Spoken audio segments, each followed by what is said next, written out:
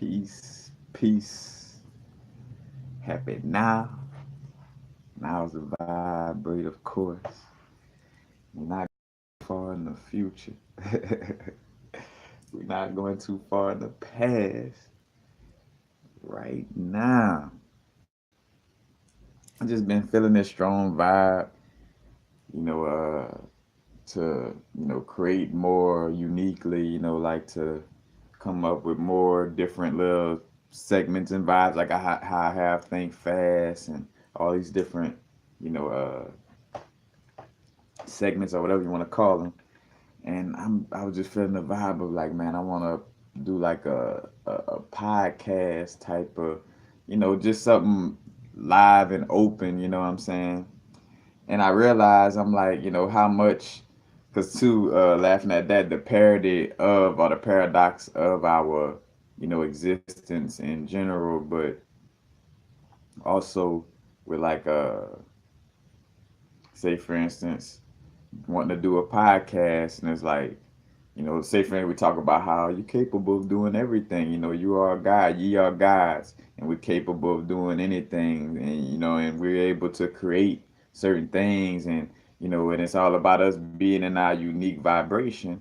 So I'm like, why is it that why I can't create a podcast on my YouTube channel? You know what I'm saying? Why I can't just do a video that's live where I'm interacting, you know what I'm saying, and just run it like that, an open vibe like that. And I'm like, well, you know what, I can. Like, no law of the universe is stopping me from doing this. Now that's when you know that maybe you're not able to deal with this situation if the universe is actually, again, there's like a law in of the universe set in place to actually stop you from doing this, then I wouldn't be able to do it. But just definitely getting into that vibe of doing something a little different and being more open. Uh, and we're gonna get into different aspects for sure. Just breaking down and going into the as above, so below aspect, the law of correspondence. Uh, you got the seven Hermetic principles, uh, which I can't remember to call them all out right now. Divine self healing, blessings, blessings, welcome in. And speaking of parody, like I spoke of earlier, it's like, also being aware of the paradoxical situation or the parody of teaching, on a occult level, you know what I'm saying?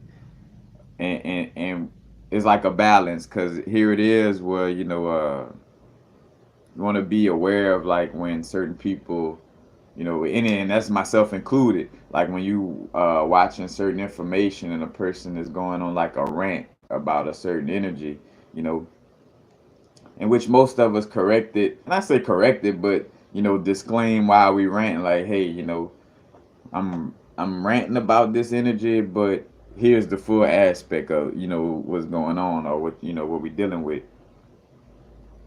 But like I could go on a rant about how not to read books a lot, you know, but then back door and be like, but yeah, you do want to read, and and to each his own. Some people may read a lot, some people may be more intuitive. It's like we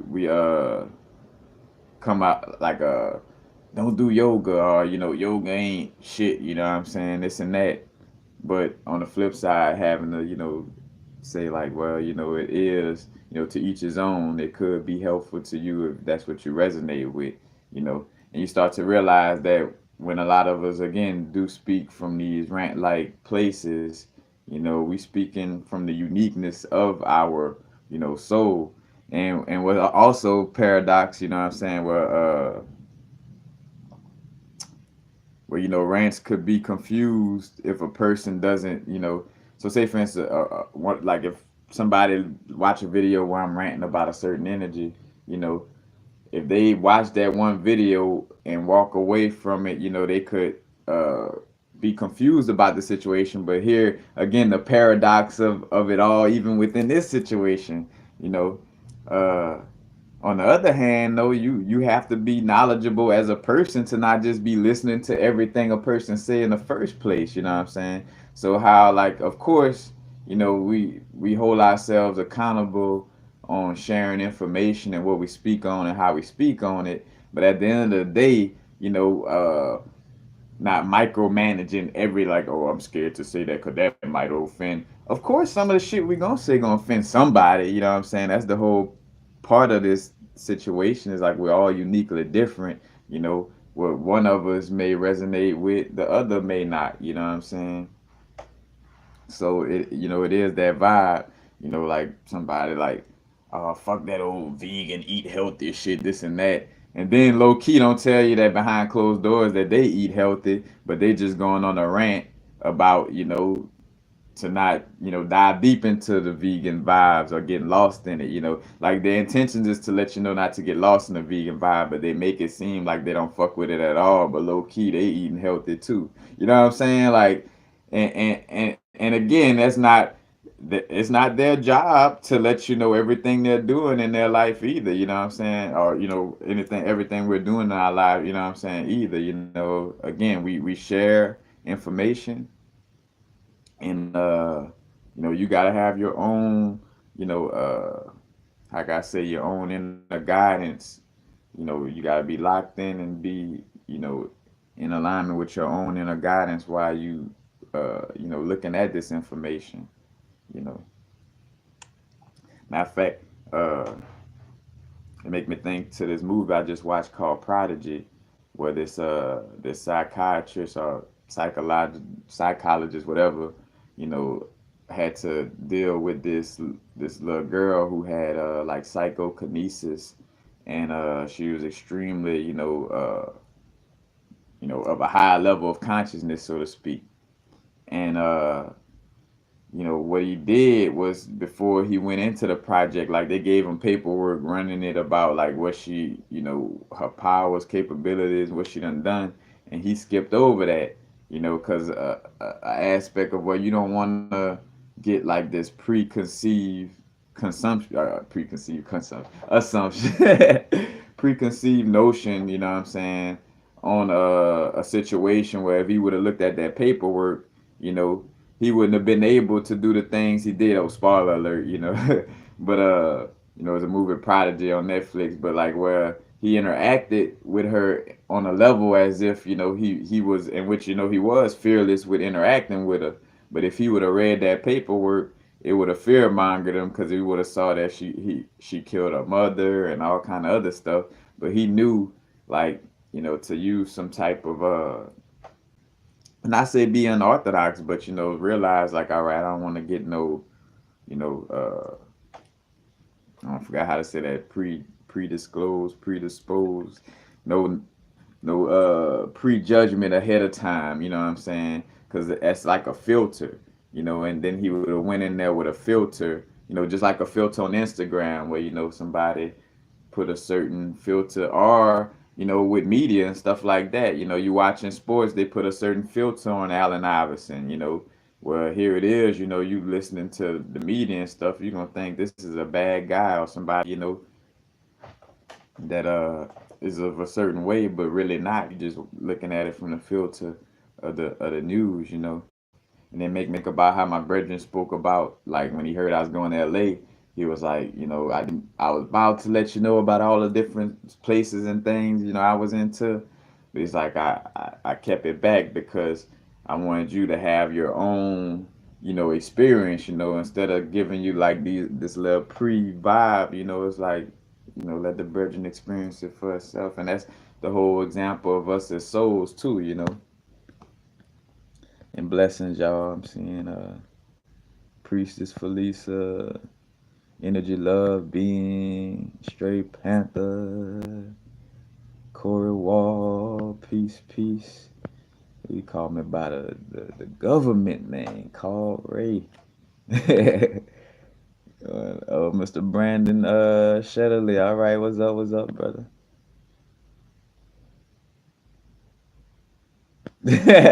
Had to turn down Johnny Oswald, so it's serious. Bless, man. Thank you for tuning in. You know, but what do you think about manifestation? You know what? I will chime in on that a little bit. That's pretty synchronized that you asked about that. because I was gonna speak on the aspect of manifestation and and telepathy, but not necessarily telepathy, but more so our thought body, our mental body, and picking up on certain energies, But I'm gonna remember to get back into that. Uh, and again, speaking to the parody of the parody of our teachings and the way well, all of us, like say for instance, here it is where you get somebody that like motherfucker, I'm the coolest motherfucker at studying information. I make sure all this information real and right. I make sure, what I'm saying, this and that. But that, and then in that same breath, that person will tell you do your own research and don't regurgitate their lecture. You know what I'm saying? So it's like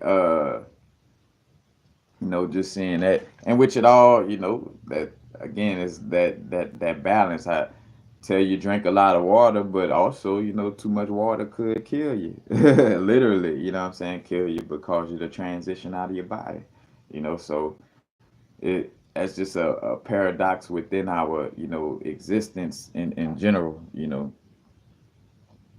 And just realizing that when you're dealing with information, on all levels, it's like, it's just a balance in general. And again, like some of us, like that's our existence. Like you gotta be selfish to some point, with your energy, but then also, caring and helping others, adding value to others. You know what I'm saying? It's like, what I'm saying?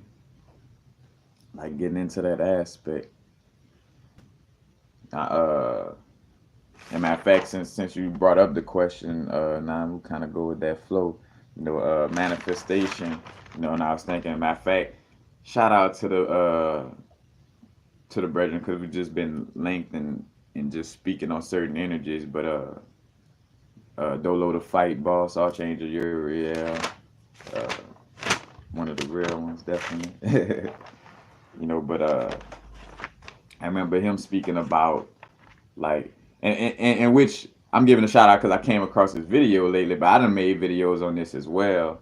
But as far as like picking up on the energies of people's thought field and how it's a percentage, you know, like where, say for instance, if somebody was talking down on you a lot, then when you go around them, even if they smiling and like, oh yeah, universal, like, bro, yeah, and you feeling like for some reason you feel like, bro, this person, ain't really, and it's strong, like you kind of feel it strong at this person, like, and you might even hear the things that's being said, you know what I'm saying, and you like, well, that has to do with the, again, like what we focus on grows, and it's about a percentage of what we focus on. So speaking of manifestation, that's also dealing with building up our subconscious as well. But if I'm constantly focused on, you know, uh, being a service of myself and others, if I'm constantly focused on, energies of being a successful entrepreneur, if I'm constantly focusing on, you know, whatever it is, like you get what you're constantly giving and basically a percentage of your focus to, you know what I'm saying? Just like with manifestation, you got the 17-second rule, like whatever you're focusing on for at least 17 seconds is going up into the, into the vortex and it's gonna come back out, you know. So making sure, whatever we dealing with and focusing on, is what we want and not what we don't want. Like you don't want to be focusing on what you don't want. Like if you don't want dollar I was about to say Dollar Trump. Again, if you don't like a Donald Trump, or if you don't like the news and how it fearmonger people, or if you don't like certain situations, then don't give energy to it by focusing on it. You know what I'm saying? Like, of course you want to be aware of like certain things that's going on in this realm of reality, but just realize, again, and that plays out to whatever however your unique soul spark deals with information and dealing with it in this realm, that should be for your own critique. And you know what I'm saying, not for me or nobody else to tell you how to do it, because you know how your unique energy deals with things, you know. But just know for a fact though, on a just a scale that we all dealing with, you know, it all deals on percentage, and the percentage of what you focusing on will grow and manifest into your you know, the physical realm. Because even like I knew, even when I was speaking on from a place of focusing more on positivity, but you know, not dipping into that place of like, oh, you just gotta ignore all negativity at all time, you know. But it's like harping on that, focusing on what you want, because I mean that's what you get, you know what I'm saying? If you don't want to see certain things, you know what I'm saying, then don't constantly focus on it and give it your, you know, that energy, you know what I'm saying? That what they call it, the body polish, you know what I'm saying? Like the steering our plasma, you know, our plasma being steered by what we giving energy to. And that's another thing too with you know, again, getting in alignment with our inner guidance, with our inner source, you know. Because another thing too is not about us, you know, following the ideas of anybody else, you know, like to the point where we're not being true to our soulful self. Because in essence, that's what we're dealing with right now, you know. It's like basically you know, we all different unique energies, and basically it's like being taken over by, you know, like a demon. Because I think of this example. I think about, and I spoke on this before. Matter of fact, shout out to my brethren Crockett. You know, because like I remember we was experiencing certain little situations, and I remember you know, letting them know, I'm like, you know, in a situation where like, you know, like his oversoul came off strong and kind of like the demonic to me, you know what I'm saying? But it wasn't necessarily a demon as much as it was, you know, that energy trying to, you know, influence me to look at a certain situation the way it was looking at a certain situation, or his oversoul, you know what I'm saying? And it came off as like a somewhat demonic force, not nothing to be scared of, but it was like, huh, that's a strong energy, you know. And it was like trying to get me to see it, and it's like, nah, even with, you know, the people who we deal with, love, and you know, and vibrate with, you know, it's still about us maintaining our vortex, you know, maintaining our unique energies. I remember having to you know, being aware of my own energy, checking myself, like, well, you know, we will be dealing with each other, and because we all got strong energy, feels like we each influencing each other strongly. And I made a video about this a while back. I just can't think of the name of it, but you know, where I get to a point where, because I know I was more of, say, for instance, the person that was more into the you know, the namaste, being in alignment, you know, vibe. So uh you know, and more so the peaceful vibe, you know. So I would catch myself, and or like when we doing things like, hey, don't, you know, don't let me influence too much of the decision make, you know what I'm saying? Don't let my energy over influence this situation, you know, in so many words, you know, because I know, you know, like, again, like we can't help it, you know. And I think that was, it was a video I was speaking on I think it's on my psychedelics playlist, where I was talking about being on the sand on the beach, and how, you know, as I'm laying on the sand, picturing like each sand grain like its own little galaxy, and how the grains of sand that I was laying on in that moment was subject to my energy. You know what I'm saying? So whatever little galaxies was in those little sand, in those little pieces of sand, was being, you know, very overly influenced, you know, or I say overly, but strongly influenced by my energy due to me laying on top of their galaxies, you know. And as above, so below, you know, some energy lay on top of our galaxy, you know, like it's laying on the sand, you know what I'm saying? As above, so below, you know, it goes deep on that level, you know.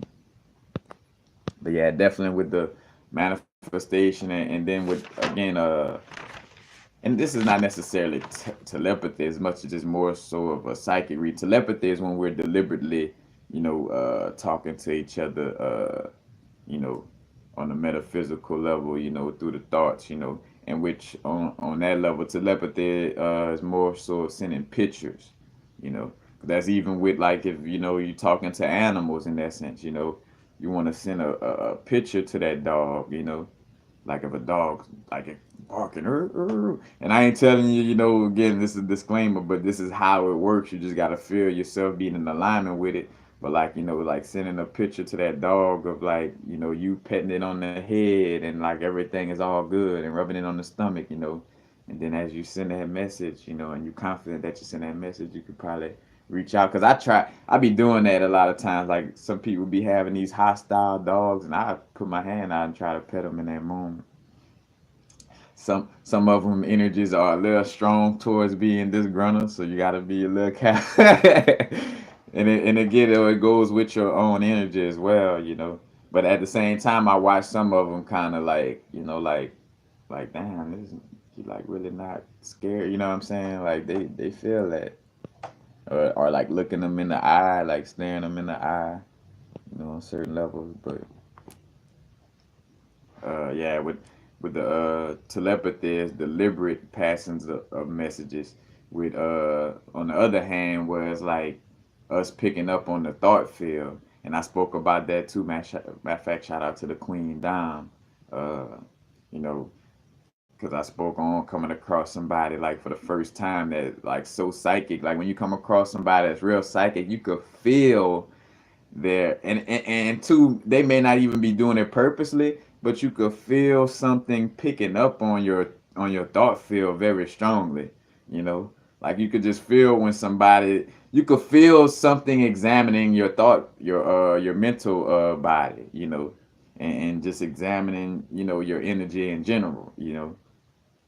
It's no different. Like what's funny, just like how we experience the feeling of vibrations on the physical level, where like if you walking or doing something, you could feel like somebody watching you. You know what I'm saying? Like somebody watching you. Well, when I'm having a conversation with somebody or dealing with somebody, I could feel if they trying to, trying to or whatever, but tapping into my mental body as well. You know what I'm saying? Like I could feel like, even though this person just talking to me, they doing some, either they oversoul doing something that they're not aware of is doing, or they're consciously like reading me on a on a soulful level. You know what I'm saying? Like and not just talking to me. But you could feel, you could feel that energy.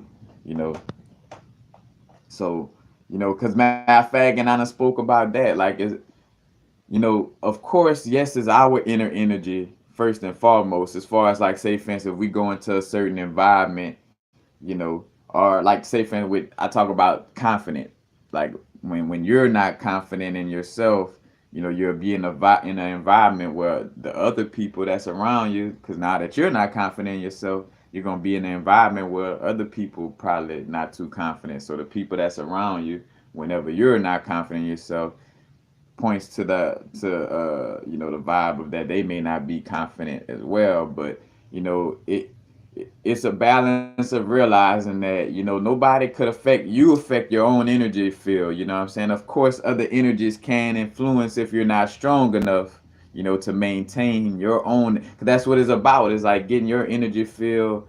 It's like like the vortex, a torus field, like a tornado. And you building a bigger tornado. Like you want your tornado to be spinning strongly. You know what I'm saying? Because again, when we get into these realms past the physical, you know what I'm saying, your energy has to be very strong to not get caught up in another being's energy. You know what I'm saying? That's why it's like you can't even pass go if your energy, because shit, say for instance, if you were, just say for instance, if you were allowed to have a thick an energy where your energy will be all thick and heavy, but still be allowed to go to a high realm, you're gonna get washed up in another being's current like this. You know what I'm saying? Because you wasn't focusing on your energy on that physical plane, so you're not even. And I feel like like maybe at one point in time we probably was allowing for that to happen. I'm not say allowing for it to happen, but like say for it was so even with dense energy that shouldn't be allowed to go to a higher realm, but like and that's how a soul would really get lost. Like I feel like your energy would really get lost if you were allowed to step to a higher stage without going through a certain level of growth, like then you would really get lost in another's energy. And again, that's why it's about maintaining our unique vibration. That's why I'd be the first to tell you, like, bro, don't follow everything I'm saying. Like, of course, you're gonna get some unique perspectives from the videos and the information I put out there. But that's why I'm always harping on the vibe of like, man, find that connection with your inner guidance. You know what I'm saying? You don't want to always be going off of what universal frequency is saying in this video today, and in the next day. Like, of course, again, it helps for us to get physical confirmation, to know we're in the right direction and things of this nature. But at some point, having to fall back, you know what I'm saying, and not overly, you know, take the advice of others, or overly, looking at others' perspectives, because you could get lost in that energy. You could get lost any way. Like you could get lost and again, the parody of the situation, or more so pointing to the balance of the situation. You could kind of not say get lost, but like uh where you could be closed up with your energy and closed minded, you know what I'm saying? And kind of, because of course, like say for instance, where you want to be strong in your energy, but not so strong to where you just close off any and all like new or different things, And on another flip side, you could be open, but then you could be so open to where you just like out here just and I think about part of my growth where it was showing me where I was reaching towards that gullible aspect. That was when I was in LA, and the brethren you know, had to show me what was going on to make sure, I learned about the environment, out there. But it's just a balance in general. But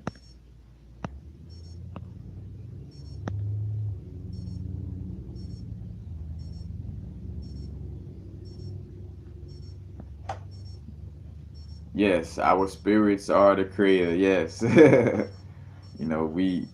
are, that source energy, you know, basically that no thing, matter of fact, the triple darkness, when we speak about the Kabbalah, matter of fact, uh, which I got a little diagram, but like the Ain Soft ore that's above, like, that the crown, the Kether, you know, that triple darkness, that no thing, coming down, becoming something in order to have experience and learn, and that no thing, dropping down. Matter of fact, if I don't think I did the video or put it out, but this anime called This Time I Reincarnated as Slime, it kind of tapped into that vibe of like, we basically, you know, uh, going through this realm, or just different realms, basically different spheres of consciousness, you know what I'm saying? Like I spoke on how, like, that's why with the Ring of Solomon and dealing with magic, before they summon a being, it's in a ring, but that being in essence is just you know, a conscious energy, you know what I'm saying? And we going through these different experiences, within like how I say, like like going in different spheres of reality to learn about that perspective of that sphere or sphere of reality. You know what I'm saying? But it makes me think too. Why I had this video I did the other day, right quick, where I was like talking about like not, you wouldn't want to be in a being that's confused. Like you wouldn't want to be in a world, because again we walk, it's a universe inside of us, and you wouldn't want to be uh caught up or in an experience in a being that that doesn't know, you know not say it doesn't know what it's doing, but in essence, just unbalanced. But I was speaking more so from the aspect of like a being, like if we're not able to again maintain our energy within this physical experience, then how will we be able to step up to these higher planes of or should I say, these higher dimensions of consciousness, and be able to do it if we wasn't doing it on these lower dimensions. But basically, when I talked about that being in so many words, I was talking about the being that we in. Lucifer. And talk about the Lucifer experiment or experience. You know what I'm saying? Like these little movies and little ideas that point to this. In essence, that's what's going on. We're in another being. And matter of fact, imagine, because another thing too, like imagine going inside the chakra of a being that don't want to stop smoking meth and constantly want to harm people, and as a being or ancestor, coming back, you know, uh, into a realm, what I'm saying, into spirit reality, you going into somebody's chakra, in a being chakra that's living life like that, that's gonna be a hectic realm to experience in essence. You know what I'm saying? Like, the energies within that realm is gonna be, uh very chaotic in a harmful way, not the divine chaos in that essence, but again, and that's just like the reincarnation situation, where we seeing different perspectives from being in different body suits. You know what I'm saying? Like we experience these different these different, again, physical experiences, these different, and I say physical, but these different little conscious realms of realities, where we get to view it from different perspectives, because being in the root chakra is a different perspective from being in the sacral chakra, and being in the sacral chakra is a different perspective from being in the solar plexus. Being on the sun is a different perspective than being on Uranus. Being on Uranus is a different perspective than being on Jupiter. You know, being uh, a melanated being born of African descent, is one experience, and then being you know, let's just say a lightly melanated being from Europe, and having a different experience, a different perspective. You know what I'm saying? Like it's all just energy, gaining knowledge from these different perspectives, or again, spheres of reality. That's why everything kind of points back to spirit, and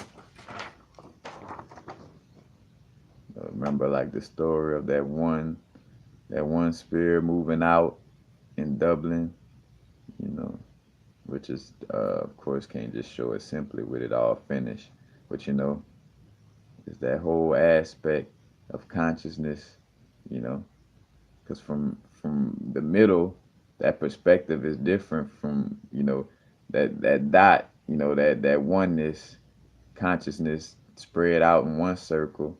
Then it's like, all right, let me move to the farthest realms of the consciousness that I have spread out, and bam, and then it sits in that little area and observes that little area and experience, and bam, creates another little orb, and then as it's stepping into this realm, creating this experience, going to the next realm, when we visit this realm right here, we get to experience that same energy, that being went through when it was in this realm. And then when we choose to go to this, because matter of fact, back to the name for chakras being wheels, you know what I'm saying? But a chakra is, a sphere, or a circle, and go into this sphere of reality, and experience what that being experienced right there, and then to that point, make me think of my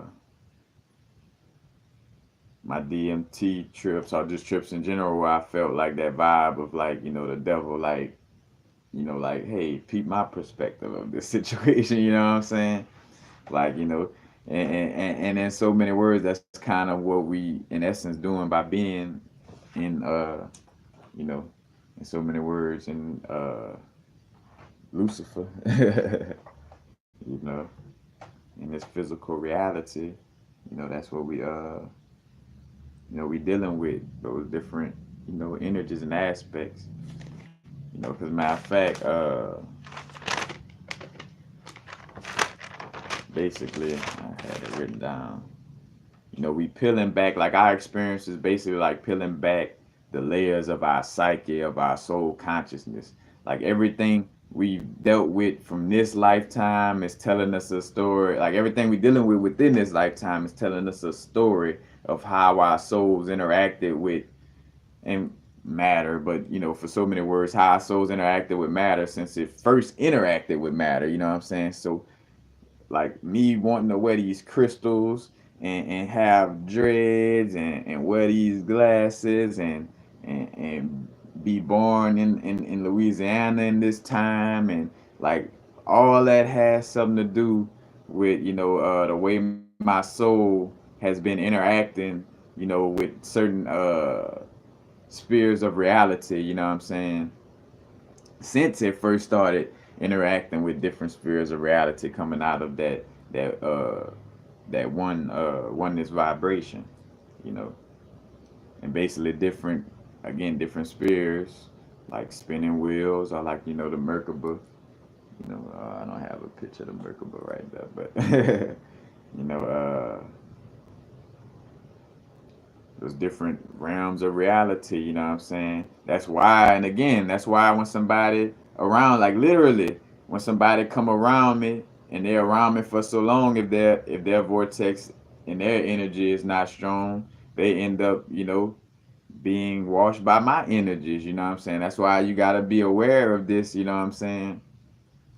Maintaining, your energies. The same thing with like the vibe of like me realizing with Rastafari, I'm like, uh, I realized early in the game to, connect and give thanks for that God and light energy of say for instance Haile Selassie, to realize that these different beings are examples, as a guiding light, not for us to worship or give our energy to in that essence. But and that's why Selassie said itself, like, bro, y'all don't worship me. You know what I'm saying? Like, and it's so real that people let you know, like, you know what I'm saying? And it was funny is the same example of and I ain't gonna lie, and that's what makes it paradoxical. Cause here it is, like just like the Christ figure, like like, hey, bro, don't worship me, become God yourself. Selassie I said it just like that, and just like how it was, said in the Bible where Jesus said these certain things, but people still don't listen to it. Same thing with Selassie, he said it himself, but that paradox where the embodiment of the Christ energy, but instead of again embodying being that God yourself, being that energy that you are, giving your energy to something else. So when you transition, your soul spark gonna go into whatever you've been giving your energy to, instead of you being stepping up to this next stage of whatever the next stage for your energy is. You'll get sucked either back into this realm of reality, you know what I'm saying, because you love to worship the ideals or thought forms that were developed in this matrix. So it's like, all right, you come back in this motherfucker, you know what I'm saying, like or you could realize that I am my own soul spark, my own energy, and it's about maintaining my own vortex, just like how Michael Jackson showed me, and Tupac showed me, and Bob Marley showed me, and Haile Selassie showed me, and Marcus Garvey, like all these different beings, you know what I'm saying? It's like what they have in common where they were being themselves, you know what I'm saying? Like, and not trying to be exactly like somebody else, you know.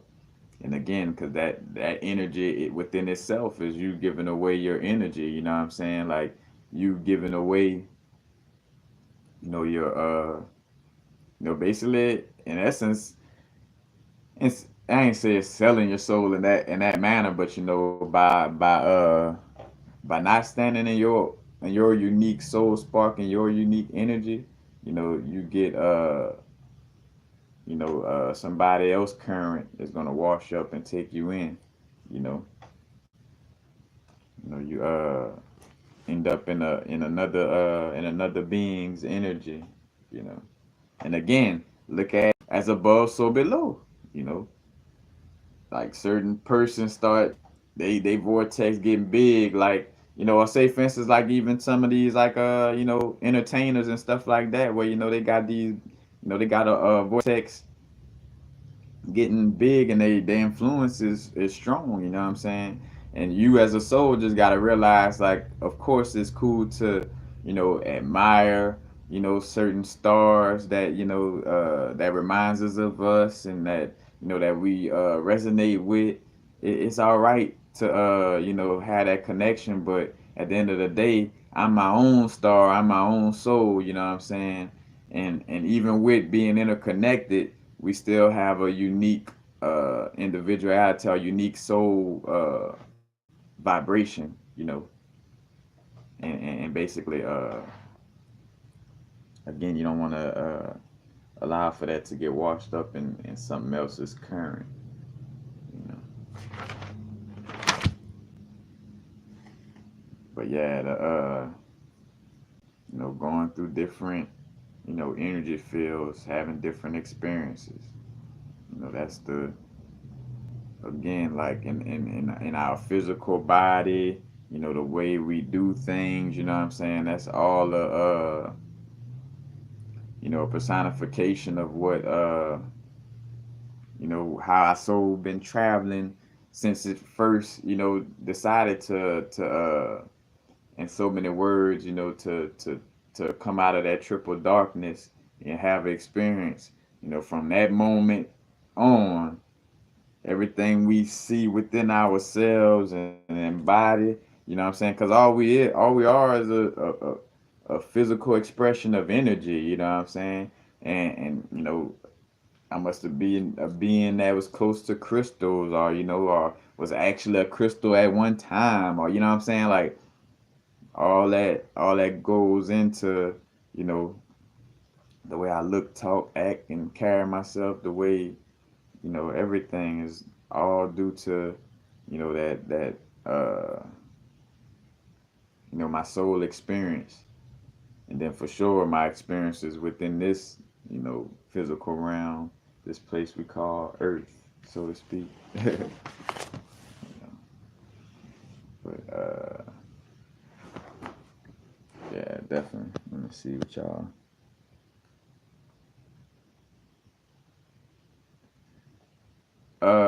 I spoke on that before, like it's multiple different layers to it. With the bisexual vibes, it's a lot of it is stemming from the how can I say, you got some people. All right, let me, because I reason why I'm trying to think about, because I just came across my video on fetal estrogen, and I remember something I wanted to bring into it. But anyway, we basically the essence of source, what I'm saying, is androgynous in general, you know what I'm saying? Like that energy is a androgynous energy. But you also have the experience of us here on the physical plane, where now that we are in these physical bodies, that energy has separated itself in the form of woman and man, and in order for us to, and on a universal level, you know what I'm saying, in order for us to procreate and create in general, you know what I'm saying, is that masculine aspect and that feminine aspect coming together, you know what I'm saying? But like some beings, down here on this experience, that it has nothing to do with what society is trying to, push in that area, because it's a fact that the oppressing powers that be, are trying to push a bisexual agenda upon people. But outside of that, for the most part, there may be some beings that are androgynous in nature, and and come down here within the physical realm of existence, embodying that androgynous nature, and you could feel it on beings. You could feel that energy of that kind of like what I would probably say like divine. If you could make a word like divine androgyny, somebody where you could tell that they're not bisexual due to sexual deviance, but more so like their energy just equally embodies the feminine and the masculine. You know what I'm saying? Like it's no because like I spoke on in that video with I think it was the fetal estrogen video. You do have the vibe because I realized even when like and I took this as being homophobic, but I realized that I still wasn't being homophobic as much as I was just still in which you know it's not our jobs to be disgruntled by any energy in essence, but and I say not our job to be disgruntled, but anyway, as far as like worrying about how somebody carries themselves, but like it was the authentic vibe. Like so I could pick up on authentic, like being an empath, we could pick up on lies and when people telling the truth and when they not. And let's just say that that doesn't stop at like just people talking lies, but people living lies. Let's just say that. And we're able to pick up on the energy of somebody living a lie. And I remember coming across some of the, like overly like flamboyant, like what I what I picked up on is being inauthentic and trying too hard. Now, where the perspective come in that on the loving vibe, like of course, realizing like that person, that being is going through something, and regardless if they're not being authentic to their being, that's their experience. That's what they here to deal with in this lifetime. It is what it is. So it's not my place to be worried or mad or whatever, whatever. And again, this is just like in my earlier stages of growth because I never had nothing against you know bisexual, homosexual vibes or whatever. You know, but I did remember like just coming up like well that vibe did kind of, but it was more so out of the inauthenticity I felt from that being. Like I felt like this person is trying to be overly gay because they really don't know if they want to be gay or not. You know what I'm saying? I could feel that. So that kind of like like just trying to do it so hard because and again that I haven't dealt with that type of mental you know situation or whatever the case may be. So I can't again tell a person how to go through that. You know what I'm saying? Like, but I just remember always picking up on it and being like, damn, like it's just so inauthentic. Like that would be my what irked me is like, ugh, like it's so like being so fake about it. It's like man, you know.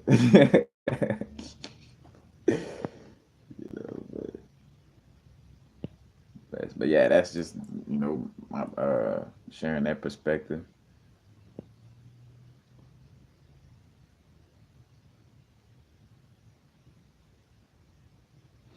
Harmony 20, Harmony 219. Look, as I'm reading yours, I started hearing mine. Well, the energies is up there. Like at this point, you got to be trying to go backwards very hard. Like you got to really be trying to be negative and go backwards to go backwards.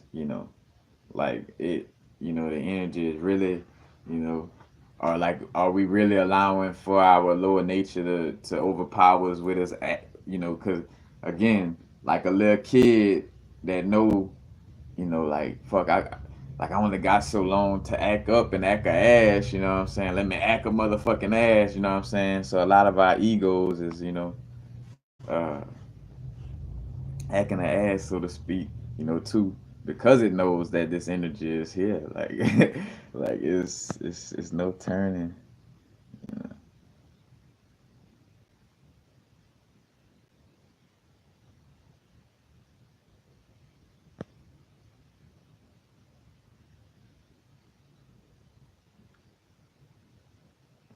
blessings, Lucid Blah, for the little vibe. And yeah, American Indian. Yeah, you don't judge no again because we all uniquely on different experiences. You know what I'm saying? And there is the reincarnation process of a being possibly going through a lot of carnations as a male, then coming as a female, and still kind of having that strong energy of those male incarnations within their being. All these things are possible, but it's just too the aspect of though them pumping us with fetal estrogen or soy products from jump, because soy and all that's in Similac, and basically it's like uh you know giving your well, throwing off the hormones in general, because whether it's male or female, that fetal estrogen going heighten estrogen in the male, or like kind of like cause the testosterone levels to lower, or or throw off the estrogen within the female. You know what I'm saying?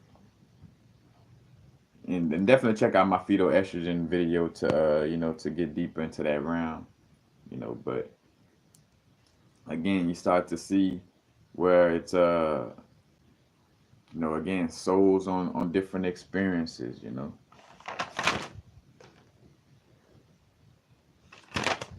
that's the whole aspect is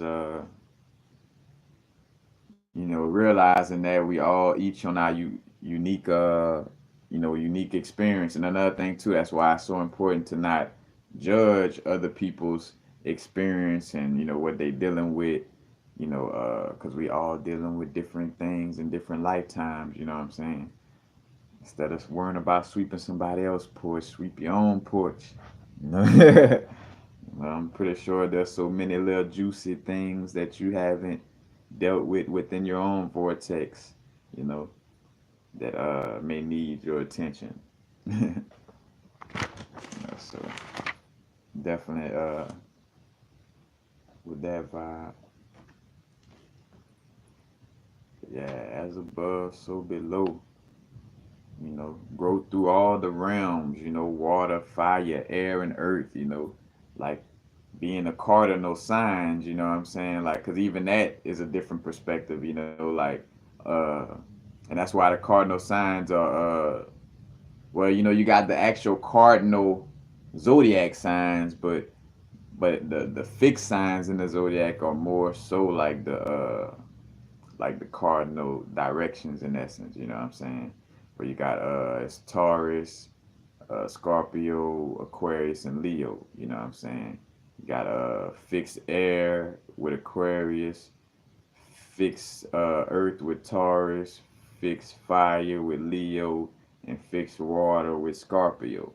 You know. And matter of fact, and these also again, because the Bible wasn't nothing but allegory for astrology in essence. I'm not saying astrology, but for the way to plan, like the 12 tribes of Israel, and one of the 12 tribes that had twins or two brothers that was together, I forgot their names, but that was the Gemini, like like all these different aspects, is pointing to us, dealing with, because again, our existence right now is a play out of what happened in the cosmos. So too, like when we talk about the tarot papers, if you haven't looked that up before, Terra papers by Robert Morningsky, and the story of like Enki and Lil, and this battle in the Orion constellation, and even they even speak on that in the Bible as well, like some with the Orions and the Pleiades. You know what I'm saying? The Pleiades is close to the Taurus energy.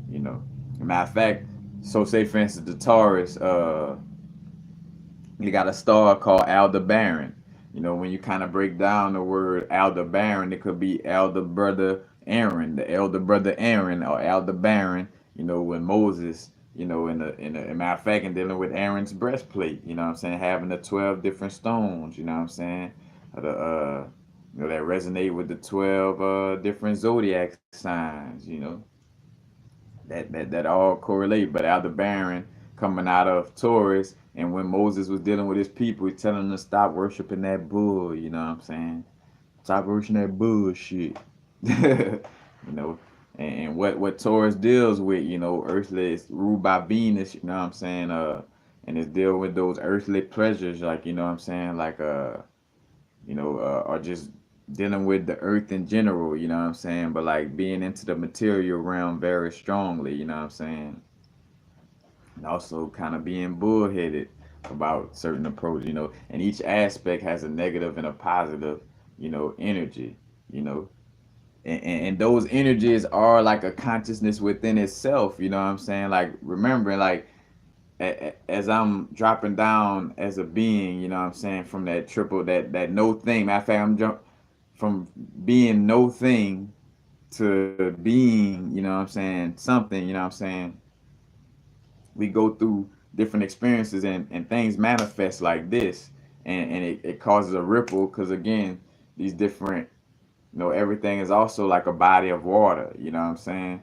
But this ripple effect, where the first time uh that consciousness itself became, let's just say, fearful for the first time, then that fear became a conscious being in essence, you know what I'm saying, and evolved from fear to other, vibrations, you know what I'm saying, and that later became, maybe certain deities or gods that is spoken of, but it's energy movement, you know what I'm saying, like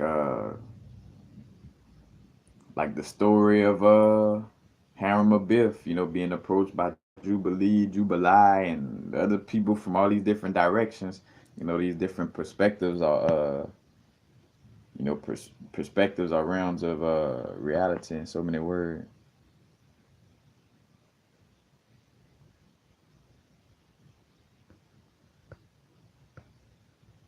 But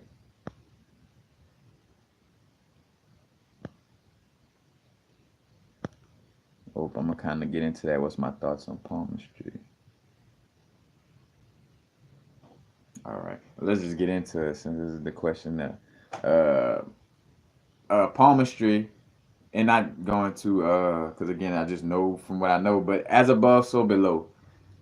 The the whole the whole of the macrocosm is in the many different parts, you know what I'm saying.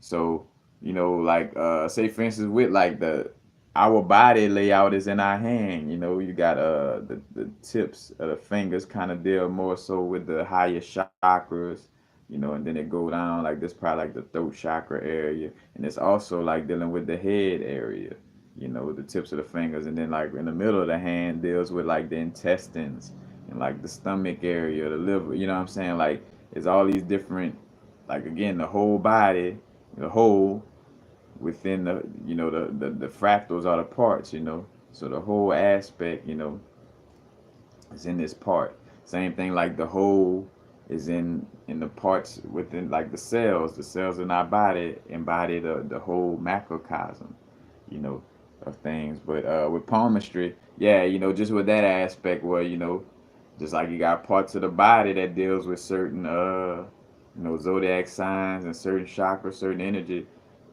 Same thing could be done with the palm of the hand. Same thing. Matter of fact, you got the massage vibes, or the energy with the ear. The ear has certain little areas of the body to deal with, and also the feet. You know, like, so seeing those little aspects. But I'm not wherever, I haven't done anything with palmistry. But if you're kind of just asking, whether it holds some type of weight or anything of that nature, I would feel so, because again, it's an aspect of our being, and it has energy, energy that it deals with, that expresses the whole of the body, in certain energies. And if you're able to tap into that, you would be able to, get something out of it. But I'm not too familiar with it in that essence. And with Vedic astrology, I'm not too well versed on Vedic astrology on that level. I mean, I understand that it's more so like sidereal astrology, where it's like astrology and astronomy put together. So it's like keeping up with where the stars and stuff are actually at, at the time of the birth, instead of going off of the elliptical. You know, Matter of fact, excuse me if y'all heard my stomach growling. But the Vedic astrology deals with those, and two Vedic astrology adds like all the different aspects that you can add as far as like certain asteroids or meteorites and like like different stars that may not be considered major stars, be all into, but that all goes into, our energy, like when at the time of us as a soul coming, because another thing too, we're attached to the magnetic field of our mind, and two, as above so below, you could see it the same way as like being attached to the magnetic field of whatever sphere of reality we come from, in the essence of and I say spirit of reality, but whatever, you know uh like being, like, or that source, I should say. But like coming into this realm, we attached to, that bigger universe that's birthing us, you know what I'm saying, like through the umbilical cord. And up until even with birth, what I call this, me speaking from my own inner gnosis and knowledge of, I don't know if a book may agree with me, but like, you're part of that magnetic field even when you come out, but it's not until your umbilical cord is cut, and that's when your the first breath that you take after your umbilical cord is cut, I feel like that's you there. That's like, my first magnetic, like being in my own vortex in my magnetic field for the first time, you know what I'm saying? And from that moment, as a matter of fact, down to where, people who really would monitor, astrology like that, they wouldn't cut like if the baby came out at a certain time, excuse me, they wouldn't cut the umbilical cord to, say, for instance, a certain aspect, like, let's just say, I don't even want to demonize it anymore, but all right, so I won't. But like, cause I'm about to say Mercury is in retrograde, but nah. But just if a certain planetary combination, like something in sextile with something else, or something in conjunction with something else, but it's not favorable, or the parents don't feel it's favorable for what they want for their kid, and it's not that they own the kid in the first place anyway, but for that soul, it's like they could wait to cut the umbilical cord to make sure, that they get their little magnetic field started at that certain little, point. But yeah, as far as just being into it on that level, I'm very new to, or should I say, I haven't remembered a lot of that information. But yeah.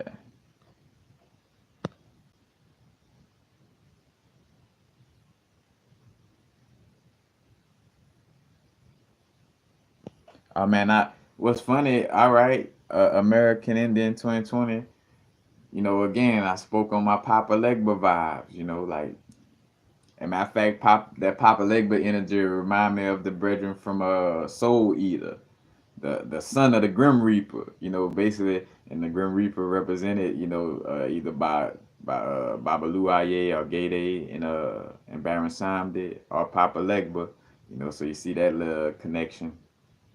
But the son of the Grim Reaper off of Soul Eater, he was like all about balance, and he dealt with the number three, like, Papa Legba, but like everything was about, balance, but also like a reason why, my channel, may come off as balance, so that had that type of vibe, because, you know just like when, if you read about the Orishas, you know what I'm saying, and you see how, like, oh, all right, Legba pretty cool with all the Orishas, you know what I'm saying? Like, it's like Legba cool with Ogun, he cool with Ochosa, he cool with Shango, you know, uh, him and Yemen y'all might connect it. You know what I'm saying? It's like, like a vibe of, vibing with all the gods, you know what I'm saying? And I'm the embodiment of that. And again, like, in a physical bodysuit, I'm an embodiment of that energy. You know what I'm saying? That energy that's summoned to open doors and cross, and step into these realms, going over the crossroads and all this. You know what I'm saying?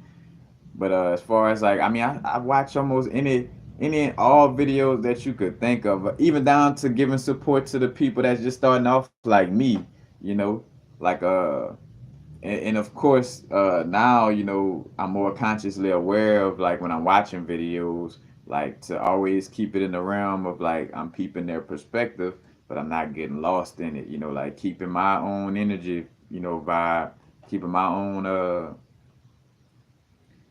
keeping my own connection, my own alignment with my soul spark, but at the same time, learning from these different perspectives and getting a lot of confirmation too, and which that's a balance too, because as much as it's good to get, confirmation on a physical level, you don't want to become dependent on it, because then it'll kind of have you scared to tap into your psychic abilities. Like here it is where you're gonna always feel the need to have to confirm, something before speaking on it. You know what I'm saying?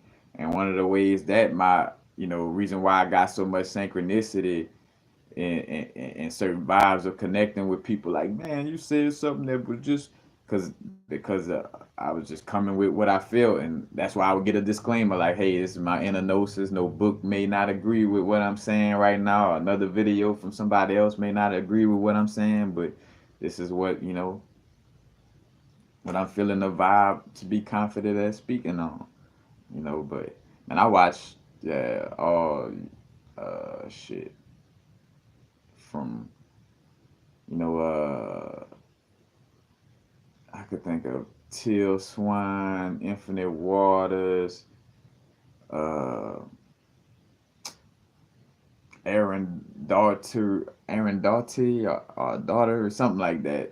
My bad for slaughtering your name, brother. But you know, Pam Gregory, Barbara Goldsmith, Flight Boss. You know what I'm saying? And too, seeing where I balance out, like from no matter whether the person got a lot of little melanin visible in their bodysuit or not. I'm peeping out all perspectives, because that also allows for me to see the bigger picture and like how certain, you know, like perspectives coming and where they coming from. You know what I'm saying? Like, but you know, I done in which again I'm speaking on just general. This ain't everybody I'm watching right now. You know what I'm saying? For the most part, I be kind of like I've been staying to the self a little bit. I pick up on a Flight Boss video of something resonating with me,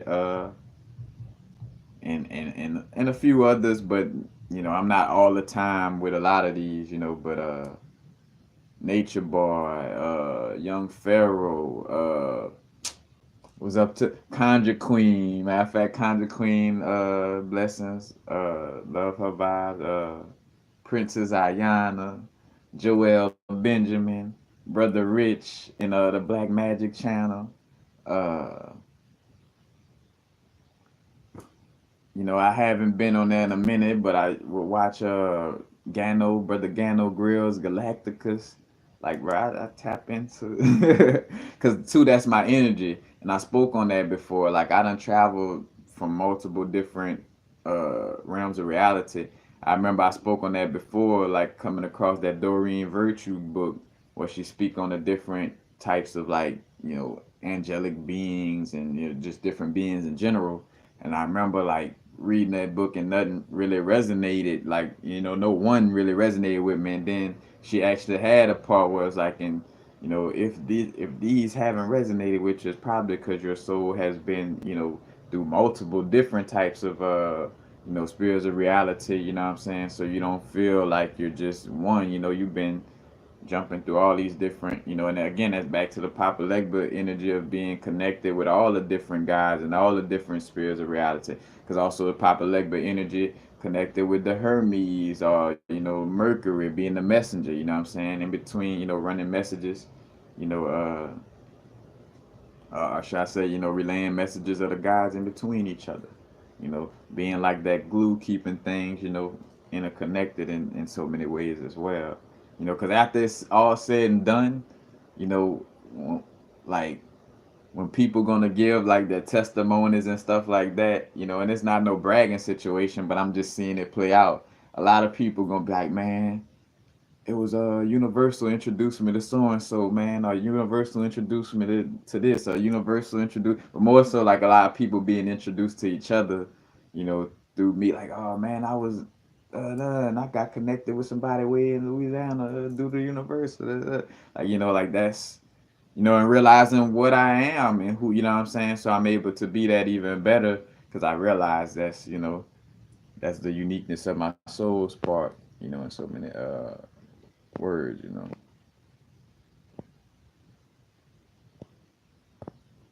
Best site for crystals. Like as far as buying them or like I know I go look up just for quick little look up guides or whatever. Healingcrystals.com and then healing crystals for you. Like FOR and YOU. Those two sites pretty good at having the information. But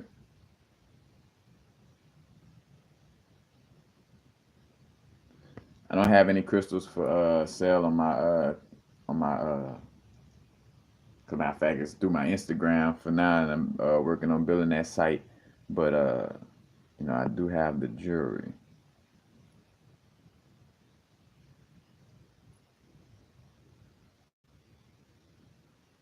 How can you be creative while keeping the ego in check?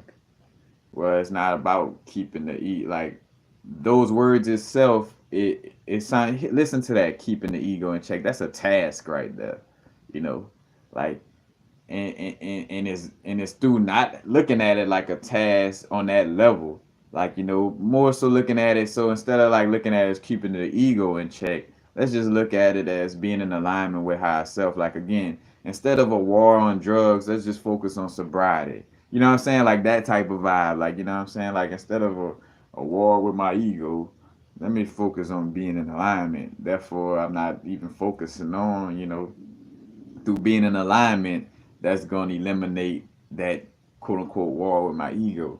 So for starters, is like not even looking at it as from that perspective. I gotta check, I gotta check my. I mean, of course, it does have that vibe to it, but I just again from speaking from my experience and my perspective, being in alignment, you know what I'm saying, and looking at it from that vibe, like the creative flow comes from me, being in alignment with the now, you know what I'm saying? Like always making sure my now is something that I'm enjoying and loving, and that as my now continues to become something that I'm enjoying and loving, the energy flows right out, the inspiration, like, like ideas for like, and it's getting back to that level where I be in my meditations and starting off like, because the mind still kind of, somewhat jumpy if I'm not coming straight from out of sleep into the meditation. But like I have like ideas coming at me, just like how I knew I was gonna do a live video today because like all in my meditation starting off is like just ideas for videos, just like here, do this. It comes through being in alignment, and it's and getting out of our thoughts, we get to a place of always being in our thoughts like anxious about the future or thinking about some past shit that happened to us. It's about the now moment, like what is going on in our now, because what's going on in our thoughts almost 100% of the time is not going on in our now. You know what I'm saying? Like worrying about paying a bill, like even if you got to pay that bill, let's just say tomorrow, that's still not right now. It's still not right now. And all right, I gotta pay that bill tomorrow. Focus on what's the best I could do in this moment, and not stress because it is what it is. I could do only what I'm allowed to do in this moment, and if and it must be meant for me.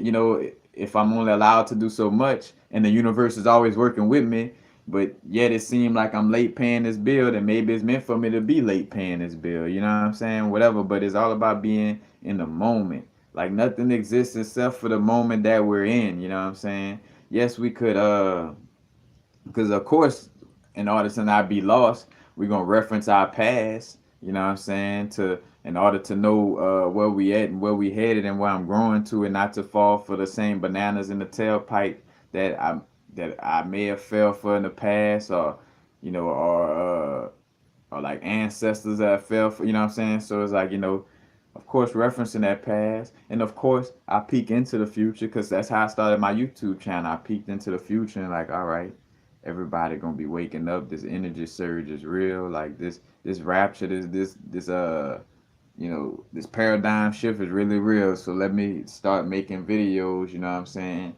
Uh, right now, already starting on it. And two, not just let me just start making videos, because also this is something that I want to do. I love sharing information. I always saw myself with some type of radio show or podcast, anything to just allow for me to get all these little, ideas and different little perspectives out, because I know they're unique.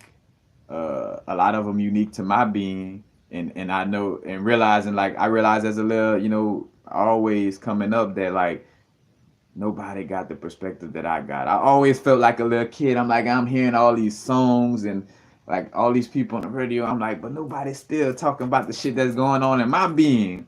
You know what I'm saying? And that's how I know, like, again, it's like, and two, the importance of being unique to our being. Because if I'd have became something, a product of all the stuff that my mama wanted me to be, or a product of all the things that my pops wanted me to be, then you wouldn't have universal frequency. You'd be having a little regurgitated version of my mom and pops. You know what I'm saying?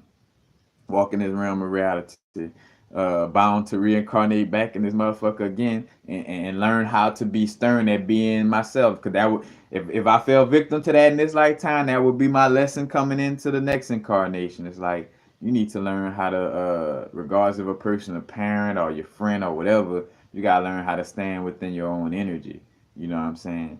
Like, and that would be that lesson for that incarnation. Is like, bro, you let your energy slip. But definitely.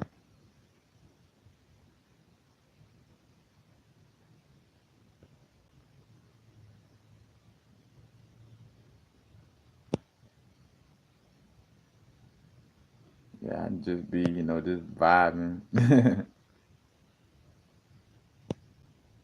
Yep, our S's, Straight Panther, thanks, shout out. Matter of fact, Straight Panther and Lucid Blah, man. Appreciate y'all, the way y'all governing the essence and the not even say governing, I don't want to use that. But not that that word bad, but I like the way y'all helping guide the energy within the chat. Blessings.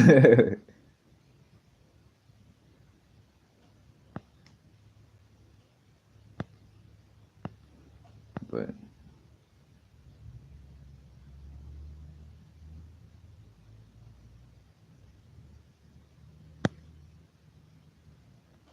again, prophetic visions. If you heard what I said earlier, I spoke on how I feel about it, and I'm not, I don't feel no other way but how I spoke on it. Like when the umbilical cord is cut, like when you hear snap, and the baby go for the first time after that snap. That's when again, that's what I'm being. That's what I feel. And even when I say I'm being told in any of my older videos, if I ever spoke like, like I'm being told, or I'm being told, or whatever, being told from my higher self, like this is coming from in me. You know what I'm saying? And not no external situation. Uh, I only Voodoo Visions. Voodoo Visions would be by Sally Ann Glassman. It's a good book. Also, this one was given to me. Like this one, basically the Orishas gave it to me.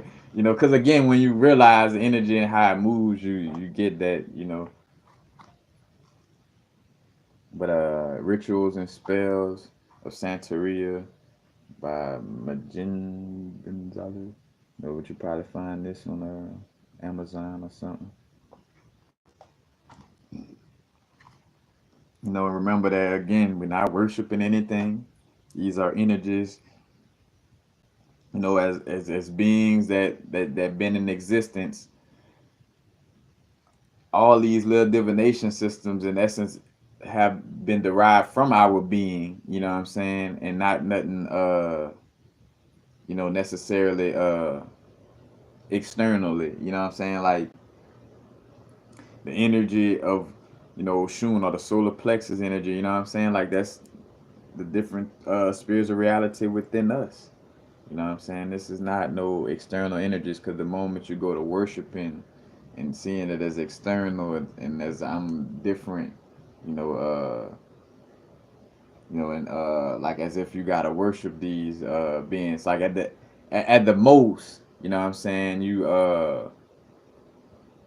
connect with the energies as and I wouldn't even say that, always just realize that these energies are internal. You know what I'm saying? You basically like governing certain aspects of yourself, just like God on a human experience, like like the 72 names of God, and say for instance the Hebrew letters, like that's certain energies of source performing an action. You know what I'm saying? And that's all to a certain extent. You can see Orisha, like like Oshun is that part of me that's gonna put abundance and wealth and creativity into action. You know what I'm saying? Ogun is that part of me that's gonna bring justice into action. You know what I'm saying, and make sure I'm protected. You know what I'm saying, but that's all in a vibe.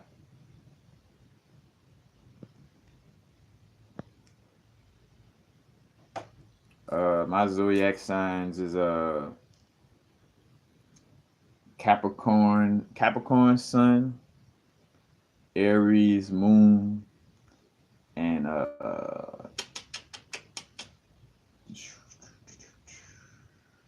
want to say Cancer Ascendant. Yeah, Cancer Ascendant. And with the sidereal astrology is Sagittarius Sun, Pisces Moon, and Gemini Ascendant. You know what I'm saying?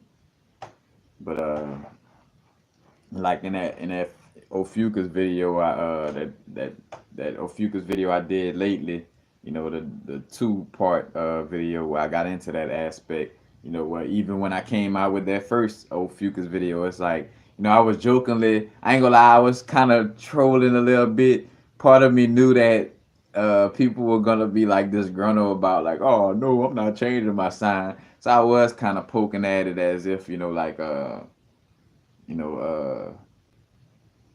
the sign change aspect of it. But even in that video, I was like, but you don't have to embrace, like the side real astrology, because in essence, again,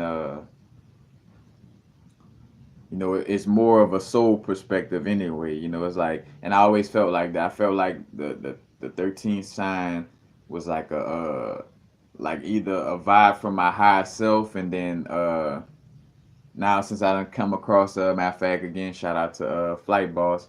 I remember him saying something about it. What he had said. Oh, about like how your sidereal astrology is more so an aspect of where your soul has been. So like more so of like being a Sagittarius, or Sagittarius in the past life or past time, and learning how to be more grounded, and that's why I'm a Capricorn. You know what I'm saying? Or like being that moon in Pisces, so it's like emotions overly, like wanting to take care of others, and being overly dreamy, and then that comes to Aries moon, like get your ass out of that dream world and worry about yourself. You know what I'm saying? This lifetime, so it makes sense that it would have that connection as well.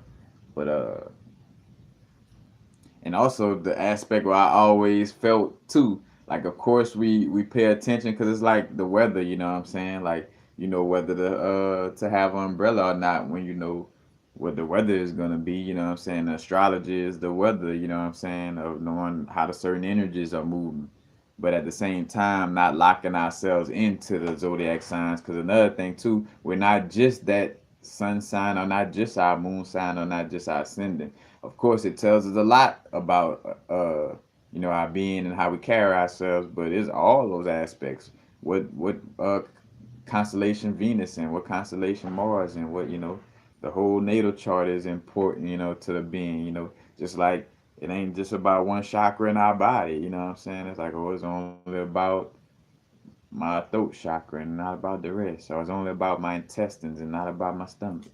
You know, It's only important about my digestive system, but not my circulatory system. Like every aspect of this whole body, has its, equal importance in that sense. You know, but I never tried ayahuasca yet. I'm definitely eager and I ain't gonna even say looking forward, but I'm definitely eager to have that experience because I know it's gonna be a little different from my DMT trips. Because from from what I hear and what I feel, like what's funny is feeling that energy talk to me. Like I've talked to that ayahuasca energy in so many words and like is it is more of a jungle vibe to it. Like it let me know, like, yeah, you definitely want to experience this. Like this is a a much more raw, more raw earthly. Like I feel like ayahuasca experience would be like DMT meets mushrooms. Like, like so that real earthy. Because matter of fact, like mushrooms feel like you're going through the akashic records of this earthly plane. You know what I'm saying? Like you're going through the more so the earthly existence, and the DMT is more so of like going through your akasha, through your full soul experience from the moment of leaving the triple darkness. You know what I'm saying? From the moment, and say triple darkness but the moment from stepping out of being, or say being, but out of no thing. Like when we step from no thing to becoming, to being and having experience, that DMT brings you through all that. You know what I'm saying? Like, yeah.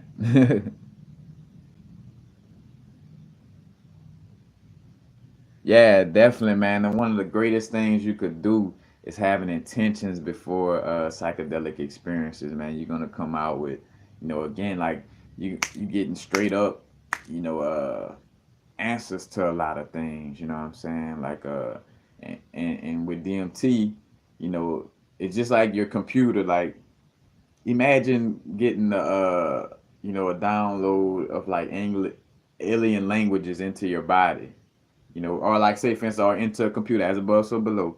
You got some old alien program and information coming in a computer. Your computer like can't read this file. Like I don't even know where this file from, let alone being able to read it.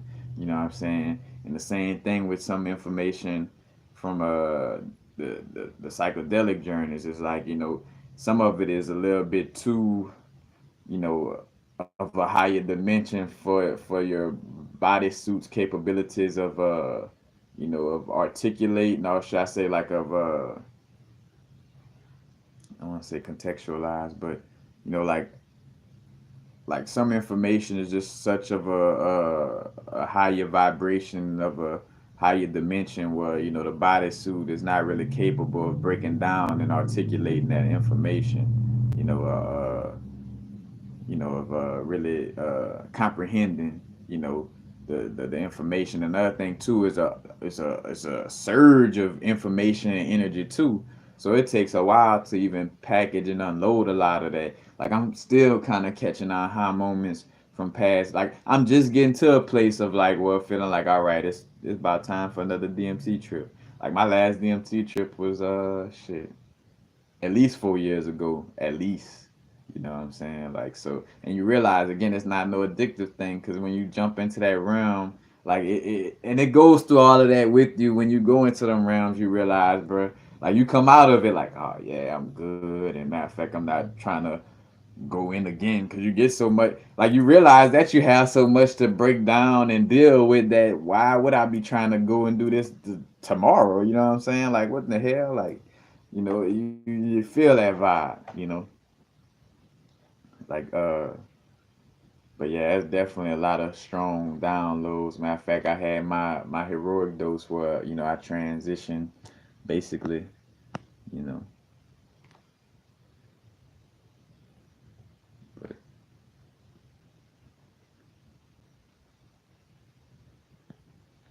blessings, y'all.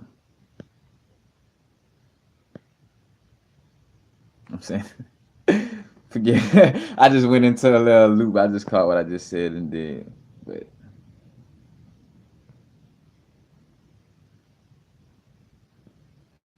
yeah, that ayahuasca experience definitely, you know, I haven't dealt with, but again, it is a DMT experience. Basically, I think it is the 5-MeO DMT, but yeah, it's definitely you definitely want to be clear. That's why a lot of times too, like with mushrooms or ayahuasca, I only heard of it from ayahuasca, but I've seen it even with DMT a little bit. Like if you're not as clean, like I realized that the little nausea that I did have, it would have been amplified if I would have been like, say for instance, like still unhealthy eating wise and like eating all kind of food, like that definitely would have came up. Because again, you tapping into pure spirit, like you start to realize like as above so below, like these foods that they making, are like fucking entities, literally. Like that's why like fasting and eating healthy is so important. Like they manufacturing these foods to try to fucking take over your fucking spaceship, to take over your universe, you know what I'm saying? Like to jump ship and try like on some pirate shit, to hop onto your ship and push you off of it or out of it, so to speak. You know what I'm saying? So, psychedelic experiences definitely, point that out in the essence of like, getting that nausea or even throwing up because you not all the way, you're not as healthy as you could be on a, eating level, but definitely.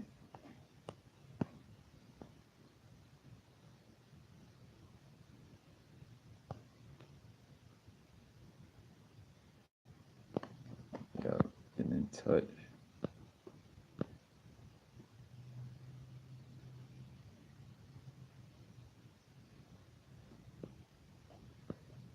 But yeah, that's the whole thing. You gotta love doing this. Love what you do and do what you love.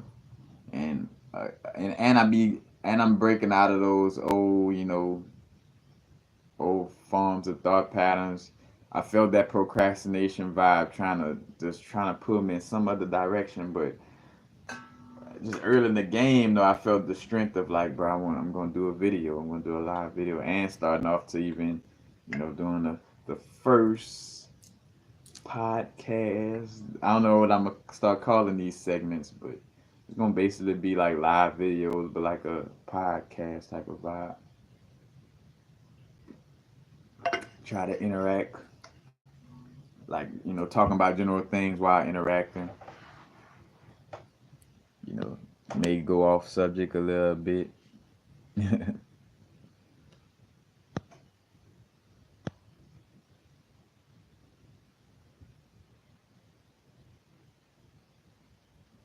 Yeah, same thing with shrooms. It like it won't well nah, yeah, it probably may make you buck. Yeah, like you definitely want to be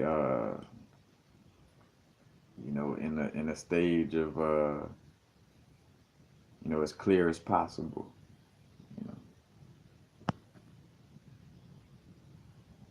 well, I can't suggest anything of that nature, Daniel Daisi.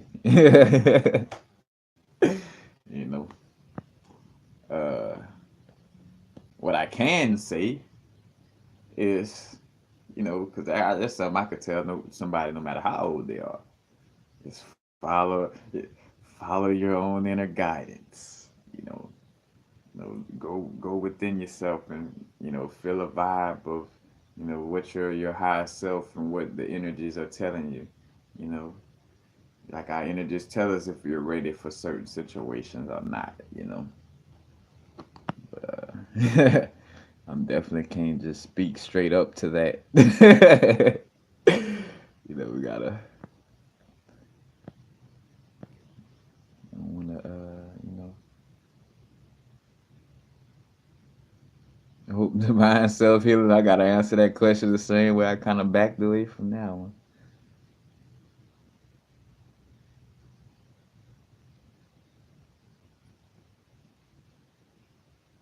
go about saying, you know, see yourself taking the shrooms, having that experience, and you might run up into the fairy that introduced people to mushrooms. you know, because of course, the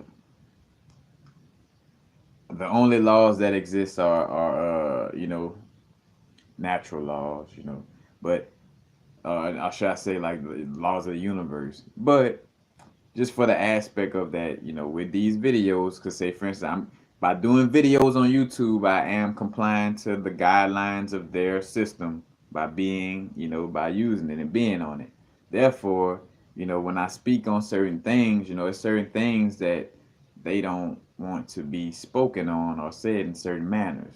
You know what I'm saying? So, if you get why I'm not like, oh yeah, go to so and so down the street, or any of that, you know what I'm saying? It's like, because also with that aspect, like, why would I, in front of the world, tell somebody about somebody that's doing something that also, in essence, still kind of, it's not illegal. Fuck the dumb shit. The shit, you know, it's not illegal, but according to the laws of this corporation called America, in certain areas, they do like to consider certain things quote unquote illegal in their little realm of reality with dealing with things. So I just make sure that on this platform, I want to continue to be on this platform, and I just don't want to do anything to mess with that.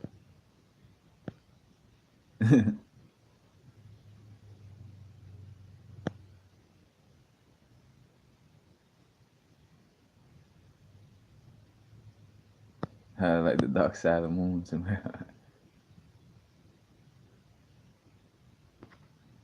Yeah, strengthen that connection. But just remembering, again, that as above, so below aspect. Dealing with, going through different little, levels of existence. Worms and ants don't have a clue on how the hierarchy of this human realm move. Think about that, like even within our existence on this physical plane, just to show you how there could be, higher levels of consciousness. You know what I'm saying? When we say higher levels, because part of those higher levels of consciousness is us. You know what I'm saying? Like the bigger aspect of us, because we're just some of the aspect of us in a human body on a human experience. But like there's a different levels of hierarchies, but there are beings on multiple different levels, you know what I'm saying, within this experience. And you realize that, again, by just looking at how, an ant and certain animals or little insects walking around or living a little life and have no idea or of what or especially ones who don't even come in human contact. It's like, what a human, like, what's that? You know what I'm saying? Like, let alone knowing the hierarchy of the way we deal with things. You know what I'm saying? And that's the same thing, to a certain extent, the hierarchy of different realms, because there's a level of us, of course, being connected to the source of all that is, but you know, it's this universe is very infinite, and universe, for lack of a better word, has another thing I forgot to want to just speak on and say, again, like for the record, you know, we come up with all these little terms that help our little human mind to sleep at night. You know what I'm saying? With saying things like this is the universe and this is a guy, you know. But this shit expounds way past even fucking universes, and you know what I'm saying? Like, or even again, even being able to speak, like, it's like again, like, matter of fact, like, this bodysuit, uh, you know what I'm saying? But it's just infinity, is unfathomable to the, to the mind, and that's what, that's extremely terrifying to the mind, that it's not able to define something. That's why we constantly, with our minds, trying to find ways to, conceptualize and intellectualize certain information that's from a certain level of, you know of consciousness that ain't even meant to be, explained in that type of manner. Like, this shit is infinite, beyond our minds fathomable reach. You know what I'm saying? Like, and that's why we constantly be trying to, like, turn things, or where there gotta be a devil in this manner, or, in Jesus, or this and that. Like, you know what I'm saying? Part of that aspect is that human mind that, just wants to, confirm things through being able to define things. It's like, I could get a confirmation on this really existing, or really, understanding it, if I could just define it. And it's like, everything is not going to be necessarily definable, you know, like, but this place exists outside of just even being a universe. Like, it's the best example I could give is watching one of those pictures of, like a fractal, like where, let me see if I could give an example. And it's kind of like this tree of life, but it's like, I'm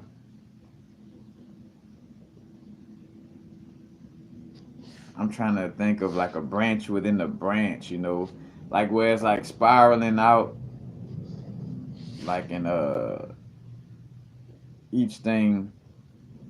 Let's just say, like, it'll be a picture or something spiraling out like this, and as it's spiraling out, and it's zooming in, like, like it's zooming in, and as it's zooming in, so it was, say for instance, if you was to zoom into this, you would, so you see this shape, and then when you zoom in on the edge of each one of these is this same shape.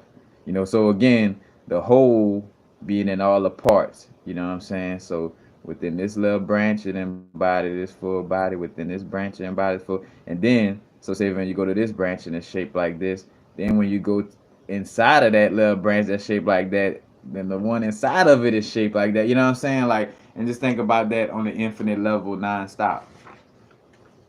You know, that's right. Oh yeah, you can't think of it because, in essence, it is something that's kind of, you know, past the realm of our thoughts.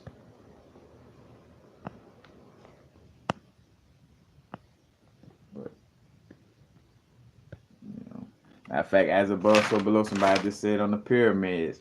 I caught a vibe because, again, everything. Oh, that's what I'm speaking on too. Like the Orions, the battle, of the, like dealing with Orion's belt, and that certain little battle right there with the little battle. Matter of fact, because again, everything is about, energy taking up a certain space. You know what I'm saying? And that's, with the, Orion Wars. You know what I'm saying? Is about taking up a certain space, and even down to feeling the vibe. Like, go check out my Ophiuchus and Orion video to get more perspective in that. But again, as above, so below. You know what I'm saying? That story of those fights in the cosmos, those energies, of consciousness,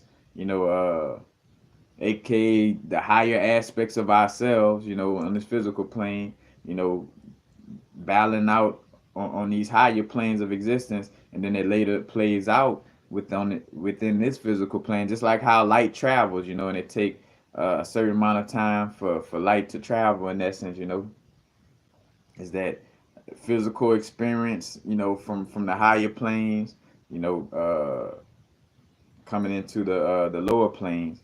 But I thought about, like, certain land masses correlate with certain star systems and constellations.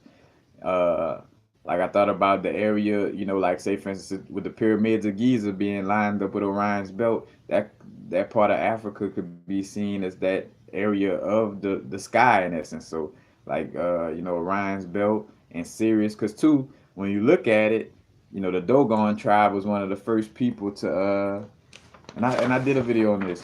The Dogon tribe people was one of the first people to, speak on, certain aspects about Sirius, and the way Sirius A and Sirius B, moved around each other. And when you look at it in the night sky, you know, and now I don't have my other little sheet to show Orion, but you know,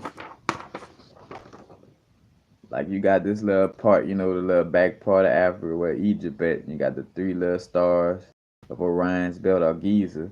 And then two, when you look like downward from Orion's belt, and that's why Orion seen with the dogs, you know, he hunting with the club and you know hunting the hare, which I forgot the name of that La Pan or Loop. I forgot the name of it, but there's a certain constellation right there where it's like where it said, you know, the dog stars are chasing, you know, the rabbit for Orion, like hunting for Orion. And in the story dealing with the Terra Papers, Robert Morningsky speaking on this information. You know, he talking about like you know the Sirius beings working for the reptilians in the Orion's belt. You know what I'm saying? Or basically, you know the dogs, you know, but say for instance this energy, you know, right here in the Egypt area, and then you know Mali or Timbuktu where the Dogon tribe that is right here, you know, and like that's almost an exact correlation. I know my drawing don't do it much justice, but you know this is Africa and you know the West Africa area, but Mali and Timbuktu, you know, almost like in the same connection with the way Orion and Sirius correlate to each other in the sky. That's how you know Egypt and Mali kind of correlate, you know, on a physical level, you know. So that same sort of same stories of the energies doing certain things in those areas are gonna play out on the physical plane on that level. You know what I'm saying? So you see those correlations. You know, the Orion Coast constellation. Uh, Two, you know, you talked about Orion reincarnating into Ophiuchus, because Ophiuchus is the center. You know, that area is you know around the center of the galaxy. You know, in between Scorpio and Sagittarius. You know, and I spoke on that connection too. I got a video talking about the shamanic anchoring. If you look up shamanic anchoring universal frequencies, it should pop up. But and it should be on my internal health video playlist as well. But like you know, seeing your energy card from the Soma chakra, you know, the Soma chakra kind of bridges that connection with our you know our physical body and our astral body in essence. You know, and like that connection going out into the center of the galaxy, and two, as above so below, going out into the center of the galaxy is also like you know like an umbilical cord going into the womb of the primordial mother, you know what I'm saying, like and keeping that connection, like as above so below too, like having that connection and then connecting with the mother of our physical body, you know, on the earthly plane.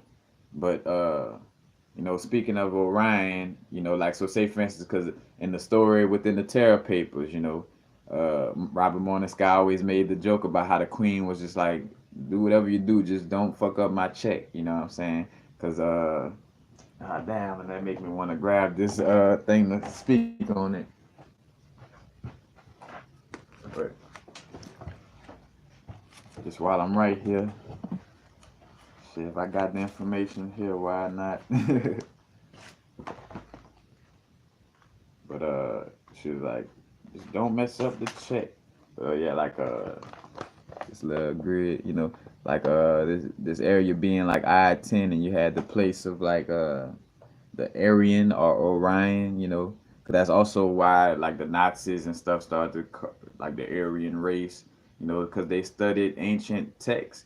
For one, they, you know, that's why they raped and pillaged the lands of certain places with you know, ancient artifacts, so it could be able to, you know, justify their line, because it's like, hey, they ain't got nothing that's there to say that it's, you know, different, you know. And matter of fact, as above, so below, you know what I'm saying? Those wars, you know, in essence is that same vibe. Like we gotta try to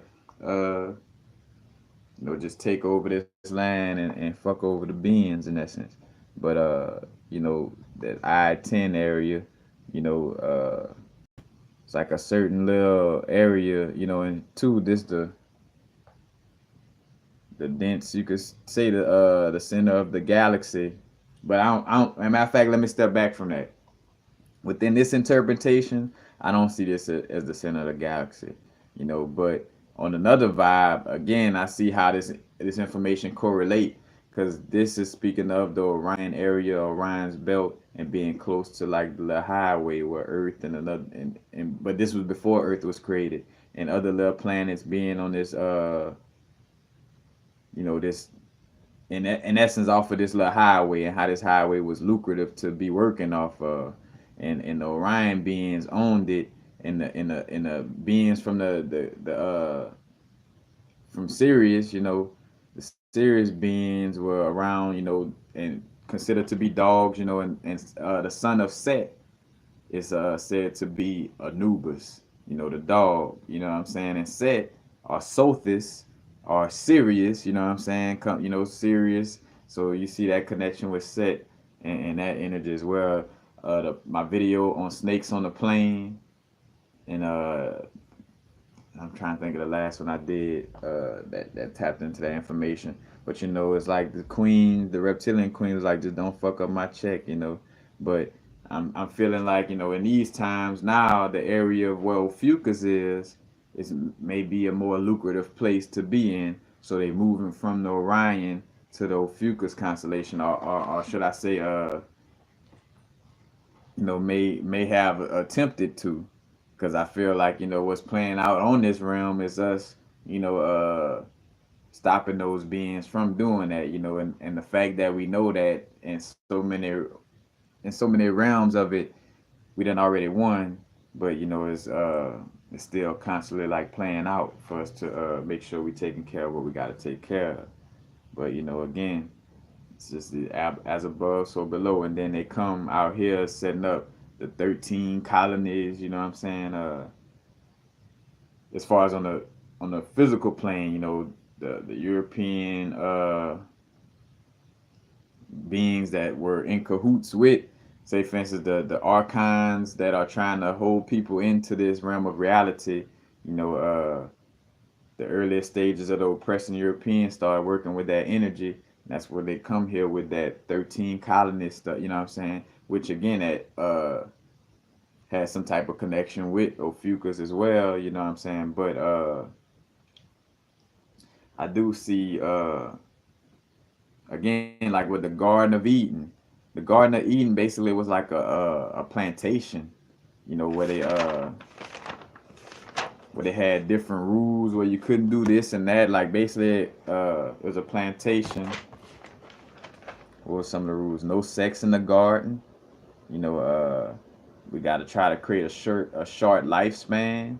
And also wiping out memory was one of the aspects as well.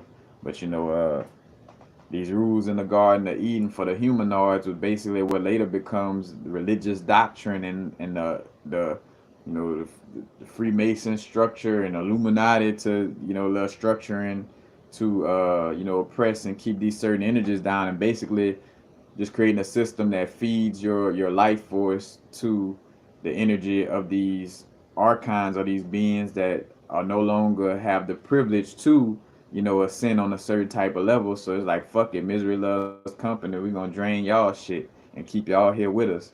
You know what I'm saying? That's the whole aspect of that. And so they're like, no sex in the garden, you know what I'm saying? Because they don't want you reproducing. The Catholic Church talk about abstaining and this and that, you know what I'm saying? Like, so basically, Vatican, the quote unquote the governments, the UN, all this shit is basically a personification. Matter of fact, shout out to to Dolo again on that one, because I remember him saying that too, like that, the Galactic Federation, is basically like the higher aspect of the government aspect on this physical plane. They trying to keep things in a certain type of little order, but for their benefit and control, you know what I'm saying? And not necessarily like the true order of the universe and the way we do things. But like they want to implement a short lifespan. Because if you implement a short lifespan into the humanoids, the information will be harder to pass down from passing down, and if no one lives long enough to no one lives long enough, then they won't be able to share generations and generations of information to know. That's why I say is about right now. But of course, we reference our past to make sure we don't fall for the same banana in the tailpipe. You know what I'm saying? But that's another thing that was implemented, and and that's implemented through what? Through all the poison, like poking you with all kind of vaccines soon as you come out as a baby. Who's over hospitals? In some way, form, or fashion, these boys gonna be some type of Freemasons or veterans that's connected with the government, things of this nature. It's all a little system in order to keep these souls in check. You know what I'm saying? In the Garden of Eden. You know what I'm saying? Like so it goes back to that aspect where I was even saying, like, of course I know this world is not our home in that essence, but like where this realm you know could have been like more not say peaceful, but you know just more life-giving at one time, you know what I'm saying? And more like a paradise or Eden. That's what I was kind of trying to say, at one time, until again, these little rules and regulations getting implemented, you know and wiping out memory with the Saturn moon matrix, because if you wiping out the memory, you gonna forget and come back right into the situation again, you know and be falling for the same shit and then come right back again, you know and and that's again, as above so below. They uh made slaves, choosing to make slaves out of certain beings on this plane of existence, because it's like as above, so below. The indigenous beings who embody that ancient light, you know what I'm saying? We're going to enslave that energy.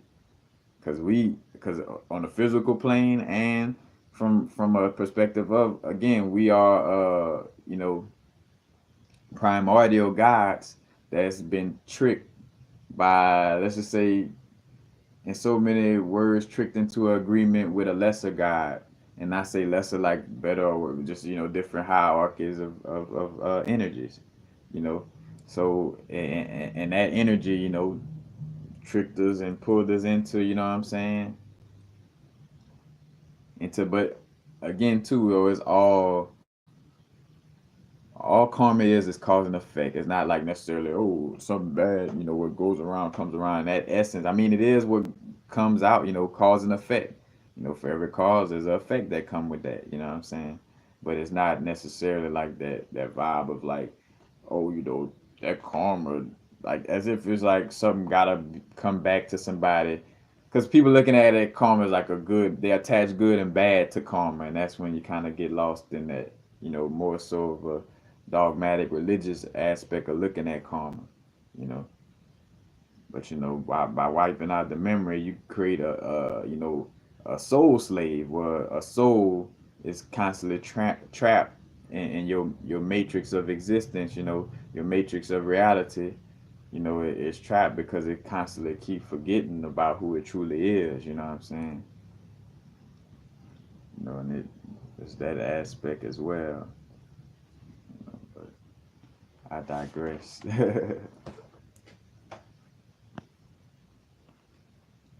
But yeah, this is home for some spirits. Yep. Again, that's again the different levels to you know the hierarchies and the vibe.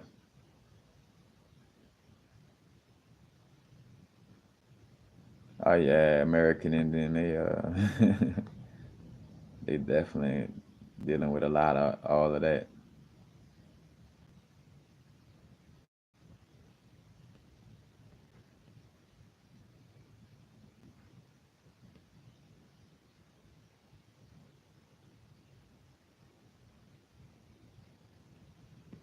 Yeah.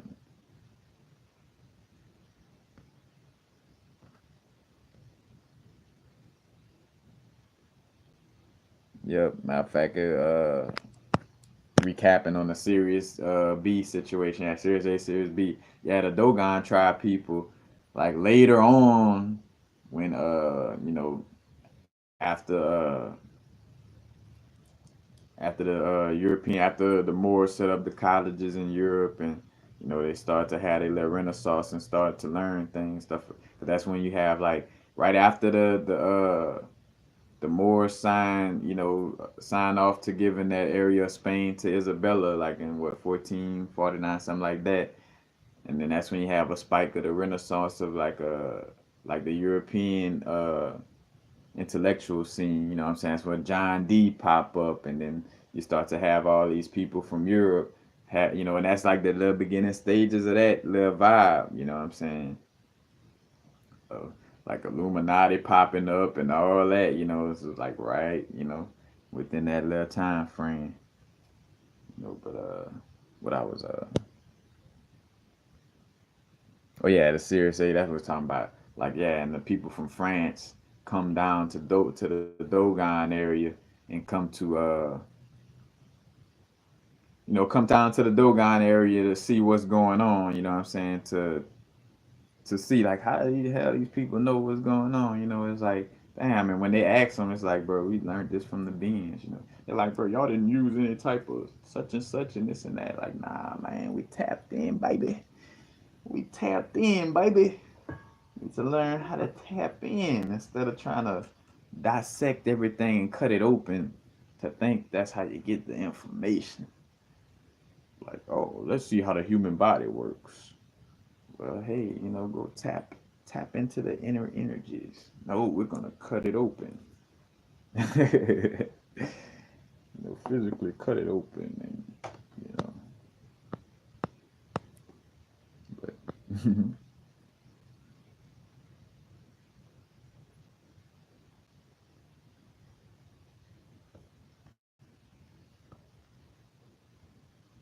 but I don't like to speak on it. Speak on what?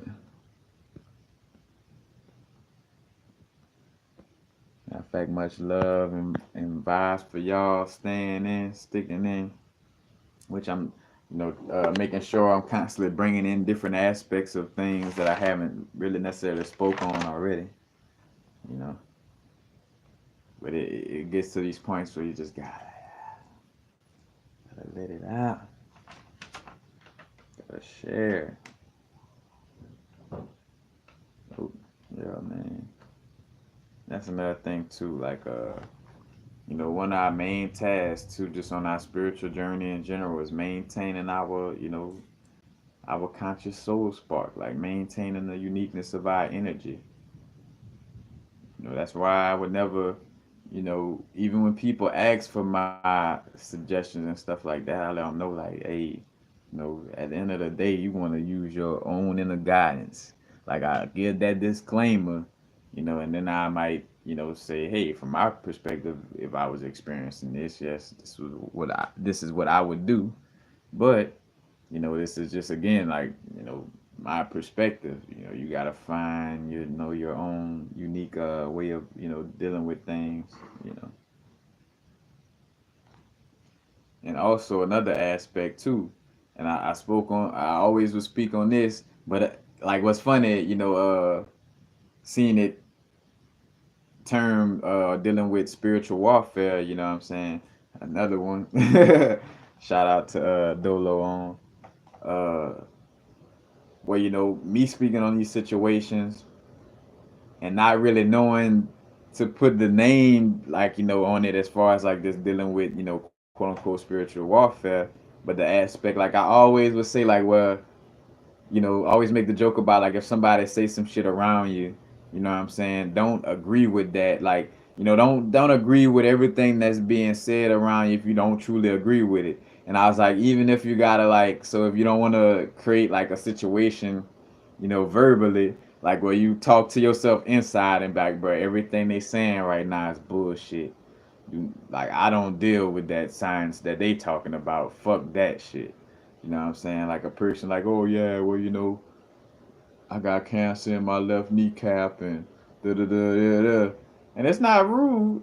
Like this is about energy. This is about like that's when the shit is up there. Like when you start to realize that human moralistic shit will leave you open to a fucking demon banging you up. Like that's some real shit. Like I'm really thinking about it because I'm looking at myself how you would feel like, oh, that person got cancer. Man, nah, you know that fucking besides the fact of Dr. Sebi being able to heal the shit and all this, like you're not trying to give in to that vibe of like, oh well, yeah, you got cancer. Like, nah, that shit don't exist. You know what I'm saying? And for on whatever level it does exist, you could get rid of it. You know what I'm saying? So it's like, not falling into that realm of agreeing, with somebody else's sickness, you know what I'm saying? And I say sickness in that sense of cancer, but just sickness in the sense of like their lower vibrations, their demons, you know what I'm saying? It's like check that, at the door.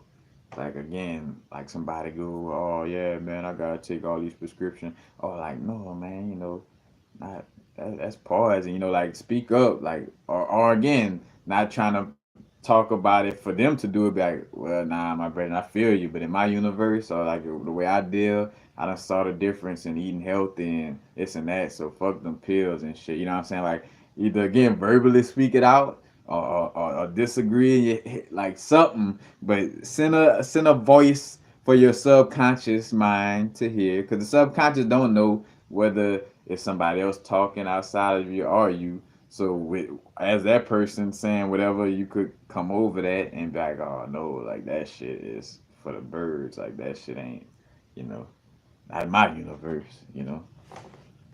Because the moment you agree to certain things, like like even with certain foods, like like well, I deal with the Dr. Sebi list to the uniqueness of my being, but there's some things that I may eat or like, and it's like hey, in my realm of reality, this how I deal with things. You know what I'm saying? This may hold some weight in somebody else's little list of healthy things. You know what I'm saying? But I carry myself with my own uniqueness. You know.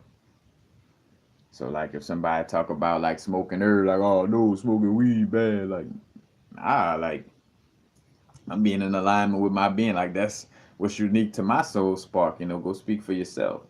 You know what I'm saying, or whatever the case may be. It's like because the moment you agree to certain things, that's why with health I always would kind of still be like still drink coffee from time to time or still deal with certain aspects because it's like with the aspect of us being able to do alchemy, I'm not gonna tell myself that all these things are bad, like or good. Like what I tell myself too is like I eat healthy foods by choice. I choose to eat healthier foods. It's not, and I'm not looking at, so say for instance, the difference between I choose to eat healthier foods or the perspective of, oh, I'm eating healthy foods because healthy foods is good and unhealthy foods are bad. You know what I'm saying? Because when you create that bad and good situation, now you're creating a situation to be judgmental about yourself. Because when you eat something unhealthy, you're gonna label that act as bad. I did something bad, and I'm guilty and mad at myself for doing something bad. You know what I'm saying? Compared to where when you understand the alignment of things, like fuck, I just ate a chocolate sundae. Oh well, motherfucker, keep it rolling, goddamn. Like you know what I'm saying? Like not subjecting yourself to someone else's way of doing things, and it's finding your own balance in that. You know what I'm saying? Because I saw places where my ego was trying to come out. So like say for with me kind of realizing the alchemy and not so I wouldn't comply to a person saying like, oh, you could only eat this or that, and I'm like, nah. Even down to sometimes I would even change the video like, oh no, you're not about to plug that subconscious programming into me. Like, because that's what be happening. You know what I'm saying? When you listening to a lot of these things, you consume, and if you're not constantly checking it and consciously aware of like, all right, well yeah, I agree with that part, but hey, inner self, like we running things like this here. You know what I'm saying? Like, you don't want to again, back to maintaining your own vortex. You don't want to get caught up in too much of somebody else's way of doing things. We all have our unique soul spark, And again, oh, and that's what I was gonna speak to. But with the alchemy vibes, I saw how my ego was trying to hop out, and like the egoic mind slash the lower vibrations of myself was like, oh yeah, it would just eat any old thing, all the time. And it was like, nah, don't fall for that trick, you know what I'm saying? But at the same time, not being mad at myself and looking at myself as doing something bad either, though.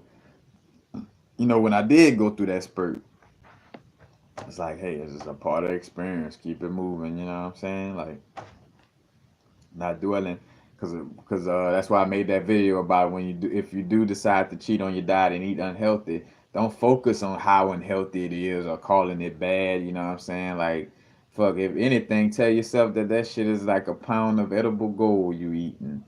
And like, you know what I'm saying? Like, tap into that subconscious, man. We create. You know, we create.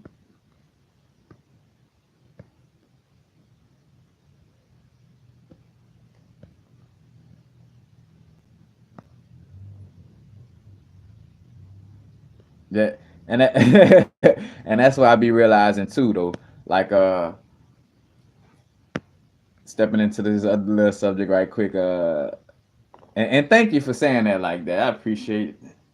But Straight Panther, it's like you could listen to Phil Valentine for 8 hours and you could for me, because I be realizing that too. Like that's just what I am. Like I'm a person that's that speaks and be tapping into these different vibes and could go for hours on certain subjects. You know what I'm saying? So I be realizing like, hey, like, of course you got like the reptilian brain of everybody wanting to focus in on just a 20-minute video, but here it is. Well, again, shit, if I got an hour long bit, like, all right, what's the difference if I take 5 different 30-minute videos? It'd be like part one, part two, part three, or I have like the whole, let's say, 3 hours, and you could watch part of it. You could watch some of it and be like, all right, that's enough. I remember where I stopped off at, and then come back and watch the next little aspect of it and stop right there. You know what I'm saying? Like, you know, and I'm neither yay or nay on, like, I don't mind making a long video, all the videos and parts, whatever, whatever. You know what I'm saying? But it's just, again, that's the paradox, the parody.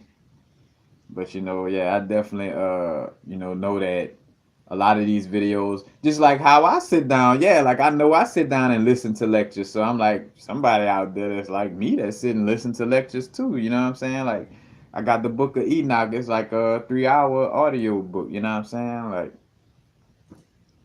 it's again, and putting energy and that time into, learning and dealing with certain aspects anyway. But yeah, it's like shit. You could chop down, like watch part of the video now, part of it later, part of some more. You know what I'm saying? Like it doesn't have to be all in parts in that essence. But let's see, anything else in my notes that I want to get to that I haven't. But again, speaking on that aspect of agreeing, with certain people's perspective, like, be aware of that. Like, if you feel strong about the way you dealing with things, then stay in your being. You know what I'm saying? Because again, like when we talk about, oh, the universe testing me, that's not, again, the universe or your higher self, is testing you, but it's not necessarily a test as much as it's like those old energies trying to see if you really done got over it. You know what I'm saying? Where, say for instance, you done got to the vibe where you like, bro, I'm gonna smoke my herb. I know some light beings and some people say smoking is bad or this and that, but look, this is just me and the way I'm dealing with this matrix in this lifetime. This my little prop, this herb plant. I'm smoking on this herb, you know. And then somebody come back around and like, well, man, herb, like smoking could do this and it makes it hard to do that. Like, you know what I'm saying? Like, nah, I hear what works for you, my brethren, but I'm in the universe. I'm dealing with my unique soul vibration. That's what I deal with. You know what I'm saying? Like, and then after you really, stand up at that moment, you'll never really, again, those quote unquote tests, it never really pop up again because stood there and stood your ground in the essence of, keeping it real. How they say the no is the knowledge, being able to say no to, not always being in agreement. And that doesn't mean to always disagree with people, but it's meaning like, just making sure you're being, unique and true to your soul self. Like, don't fall into that human moralistic shit like, oh, to be nice I gotta go and do some shit that I don't want to do.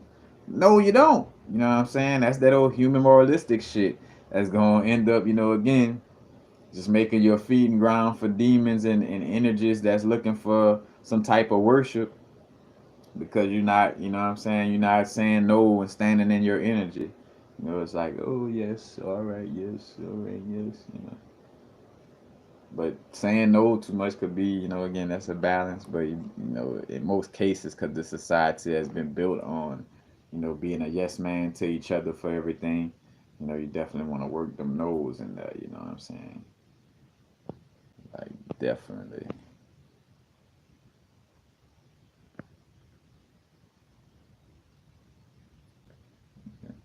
I did have a Numite at one time. Numite is a very magical crystal, definitely, man. Numite, yeah. To a point where I miss it every time I go without it, to be honest with you. like like cause Numite, bruh. Numite, Mystic Merlinite, uh Black Obsidian, and probably I throw Rainbow Moonstone in there too. But like those first three, like that Numite, Mystic Merlinite, and Black Obsidian, like when you talk about some like bro, I fucking, like, I could just feel myself transform into a fucking magician, like on that level. We all magicians, so let's get that straight off top. Like, we all fucking do magic every fucking day of our life, you know what I'm saying? Like, it's some form of magic we doing with our subconscious, you know, like I spoke on the magic of business cards, is because of the magic of somebody believing that it's gonna actually, work, for me, I'm not wired like that, you know what I'm saying? I'm like, I don't even see the point. Like, I don't resonate with business cards. You know what I'm saying? So it don't serve a magic for me, but it does for somebody, just like an alarm on a house where people who ain't never been robbed before, people who ain't never did nobody shit and ain't got shit coming to them on that level, but because of they in America and they been coached to always watch the news and be fearful and fearful and fearful even when things in their life shows them otherwise, where people have alarm systems for their house, and as much as they don't necessarily need it in essence, it helps their subconscious to feel like, oh, now I'm comfortable. Like, oh, I got this alarm, or, I got these business cards, so my business really gonna expand now. You know what I'm saying? If that what you rest upon and makes you feel comfortable, then that magic is gonna work for you. You know what I'm saying? Like, that's the way it goes. But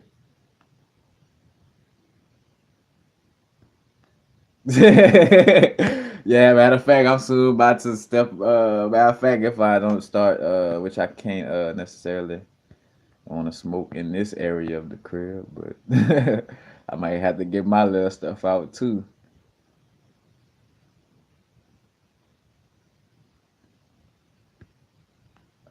Yeah, yeah. Just a quick, briefly. It's just the masonry correlates everything with with ancient knowledge. And that's why 33, the Christ seed all rising up the spine, up to 33 vertebrae. And that's why in the Bible, Christ transitions at 33, gets crucified at 33.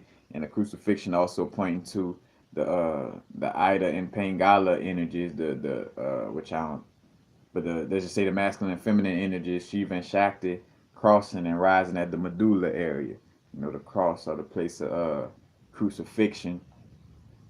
And again at 33, dealing with that, and also Jesus was a carpenter, a builder, and that kind of points back to Mason too, and again connecting with that 33 within the spinal cards, and also it's something else with the 33 that I was just about to kind of, I think it's on the tip, but I can't recall too much. I don't recall it too much. It'll come if it's meant. But yeah, that's basically the gist with that.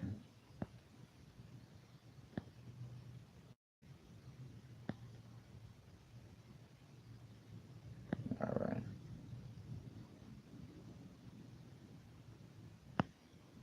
Yeah, the 33 again, and the which it would turn into the number six, of course. You know what I'm saying?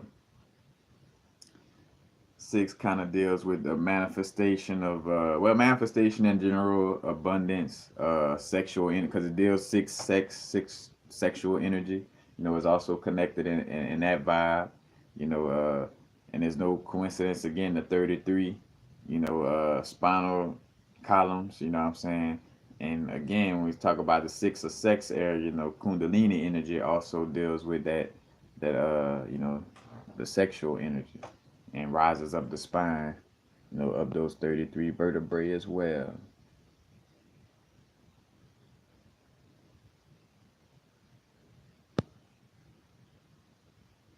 Oh yeah, appreciate y'all coming through. Yeah, and that's the manifesting. And back to two, where I was starting off at two, the as above, so below aspect, getting back in there. If a spirit wants to gain knowledge from having experience in my sacral chakra, that spirit is agreeing to the terms and conditions that go with that.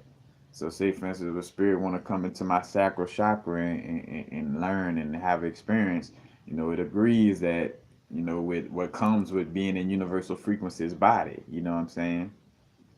Same thing with that aspect of us, being in Lucifer body, and agreeing, upon terms and conditions to this, whether it was quote unquote in some stories they make it, it sound like we were tricked. And in my perspective, I feel like a lot of those, some aspects do have a truth as far as like, necessarily like in essence being tricked into it, but more so, that's just human words and aspects that we use to kind of speak on it, because again it's conscious energy movement. You know what I'm saying? It's not necessarily any people we talking about.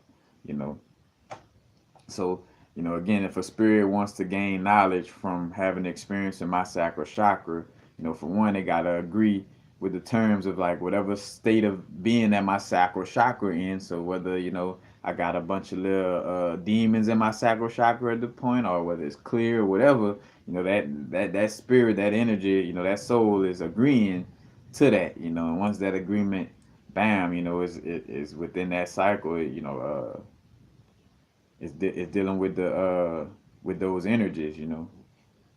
And knowing that they would, and again, that spirit, knowing that it could get stuck in my chakra if they don't maintain their unique soul spark. So back to a unique soul spark, like, and getting washed in the current, it's like, if that being come into my sacral chakra, but then it gets overwhelmed by the experience in my sacral chakra and forget who and what it is, it could get washed up by my sacral chakra and become a part of me. And you know, and not to say that I did that or tricked that spirit into coming into my body for energy, but it definitely at that point it becomes, it's like, oh, like I got a little boost, what I'm saying, because another little soul spark then kind of rinsed into my energy, what I'm saying. I got like a little, like a little power up, you know, due to that, you know. So if I trick some high vibrational guides into living in my body, I will continue, like, and two. So if I was this type of being, what I'm saying, like, like I got some type of I got some type of anger or something or hate towards these other little gods or beings that I know. What I'm saying? So I find a way to trick those high vibrational gods into my body. And after doing that, because I'm kind of wanting to mess over them, I will continuously trick them into staying in my body. You know what I'm saying? Like, giving little vibes of, off to those beings to make it seem like, you know what I'm saying, like whether it's either to make it seem like things are gonna change for the better at some point, but which I don't really plan on making it change for the better, but just to sell them an idea, whatever the case may be. But you know, tricking those beings to constantly, continuously recycle and reincarnate within my chakras. You know what I'm saying?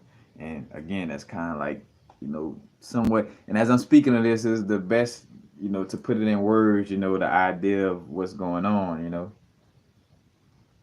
And again, they gain knowledge, and they gain knowledge and experience. So even though I'm trying to trick them and all this, they still gonna gain knowledge and experience from being inside me, uh, as well.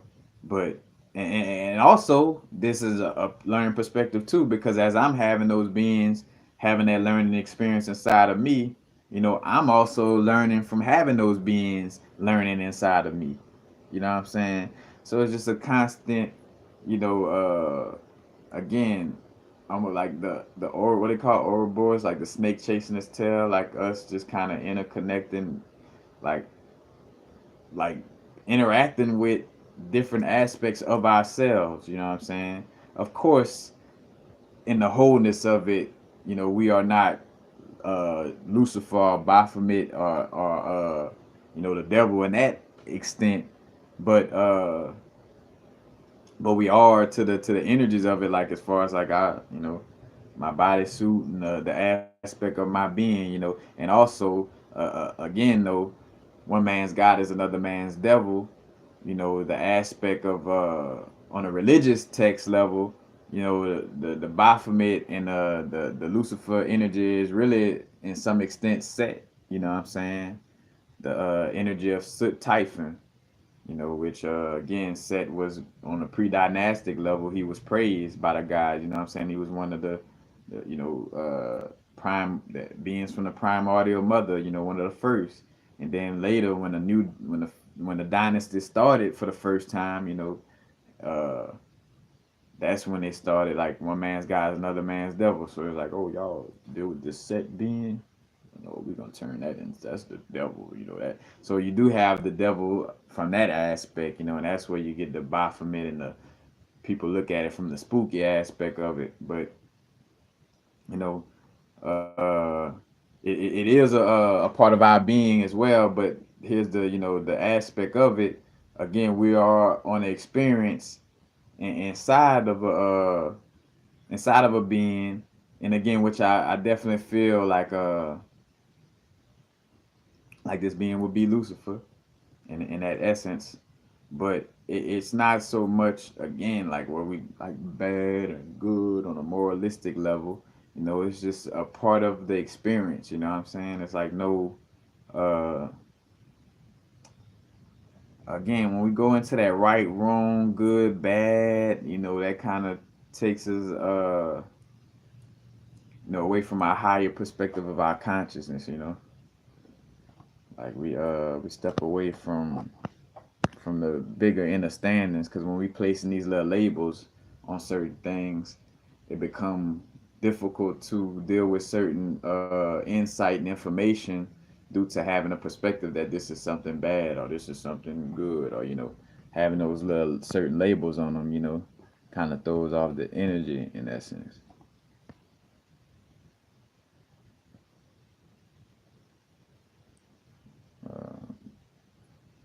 Patah El Ra, blessings.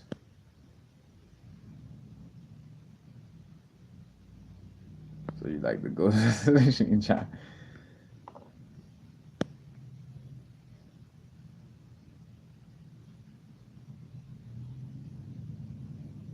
Yeah, everything that is incarnated or can incarnate on the macrocosmic level incarnates on the microcosmic level. Excuse me. Oof, matter of fact, boy, my stomach. I ain't ate since yesterday.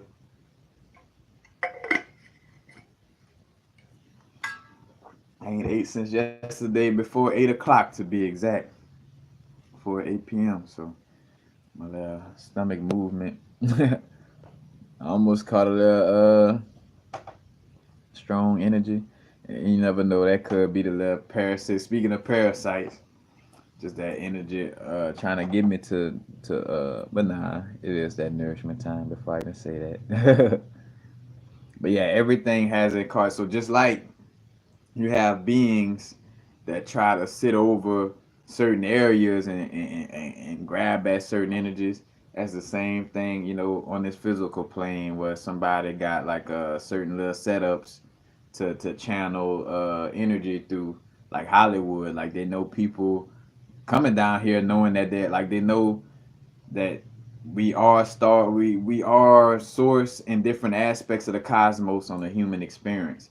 And some of us, whether it be whole star systems or whole constellations, to being just certain stars from certain constellations, whatever the case may be, and they know that we got some type of vibe of wanting to shine, and like let our energy be expressed.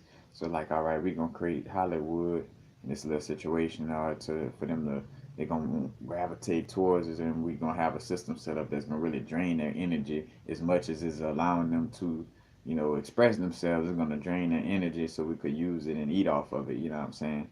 So just like they got bodies in the macrocosm that try to feed off of the energies of certain stars or star systems. You know what I'm saying? Kind of like the aspect of the in the Terra paper story again, with the reptilians mining gold and all these different minerals in essence. You know what I'm saying? But the mining of these minerals, basically sapping up these like I said, are sucking up the energies from these different planes of existence. You know what I'm saying? Because after you keep taking all the minerals, then there'll be nothing left. You know what I'm saying? At some point, you know. So that's also again speaking to those parasitic energies on a bigger scale.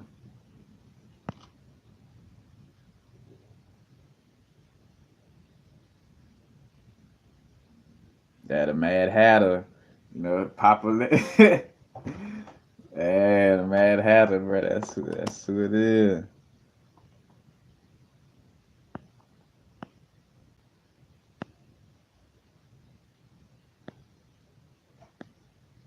Oh yeah, matter of fact, the what it was, the strange children of Miss Peregrine's. I forgot the name of that but that little movie was pretty cool too. Matter of fact, it felt like it had so many correlations. It felt like it was correlated to the show Magicians off of Netflix. It felt like it was correlated to the Labyrinth, the movie The Labyrinth, that's all spoken in Spanish by, I forgot the director or the producer name, but like yeah, Miss Peregrine's something, the Extraordinary Children or something of Miss Peregrine. I forgot the name of it, but that reminds me of the Alice in Wonderland 2 vibe. Not exactly, but kind of, I don't know, something. Peculiar Children. Yeah, yeah, yeah.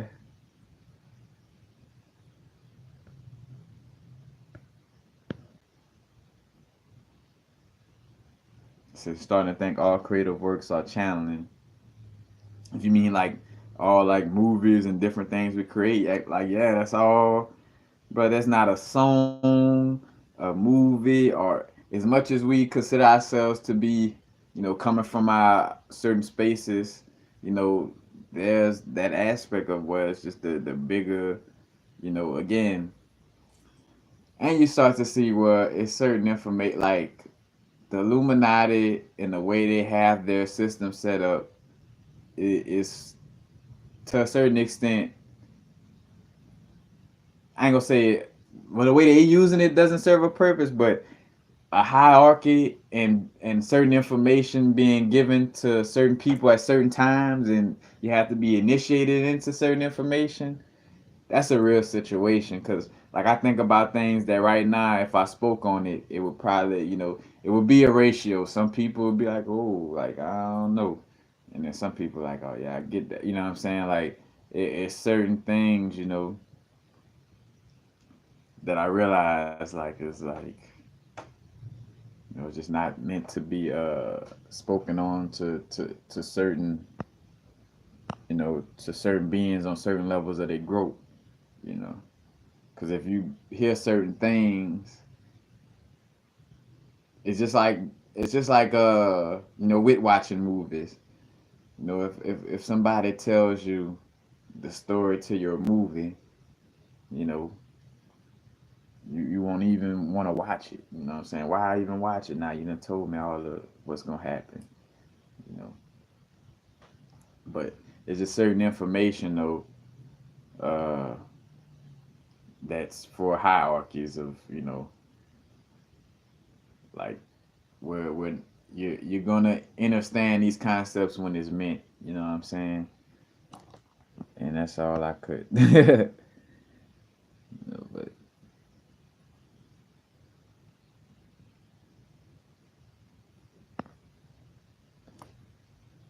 matter of fact, in the animes lately, again, at that time I reincarnated as slime is a good one. I don't know where you could find it. That I was watching it on the little app called Crunchyroll. But that one break down again the no thing. Us moving from that no thing, being, I say being, but in essence being that no thing to coming into to being something. In order to have a experience and observe and learn. Basically source learning from itself. In so many words, but the slime on that the time I reincarnated as slime represents that being from that no thing, you know what I'm saying, and coming from where basically every time it could eat a certain being on there, it would eat a being, like, or absorb a being in so many words, like it absorbed this big dragon and then it embodied all the powers and energies of that dragon, and it kind of leveled up and gained some knowledge from dealing with that dragon. But it's like, well, when we go into these different spheres of reality, we gain knowledge and experience from dealing with them. You know what I'm saying? Now again, on the time I reincarnated slime, he was absorbing the actual, certain beings, and he would gain like the information and stuff like that from them, or basically like that learning experience, from that perspective of that being due to swallowing up their energy. But on our level, as us going in, or to a certain extent, going into spheres, so being swallowed up by a sphere, but not totally, still maintaining our energy, you know what I'm saying, so that we could move on from out of these realms, you know, because again, if you go into a certain chakra, you know, but you forget that you in that heart chakra, and you go to forgetting who you are and what you are, you eventually become a energy, along with that, that chakra, that realm of existence.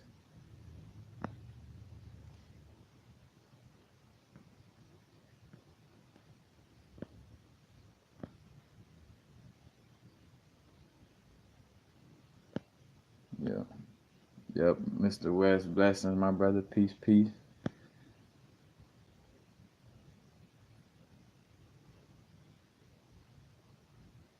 Oh yeah, as always, my brother, and always. But that's basically it. See different levels of experience. If I was, water only knows how to be water.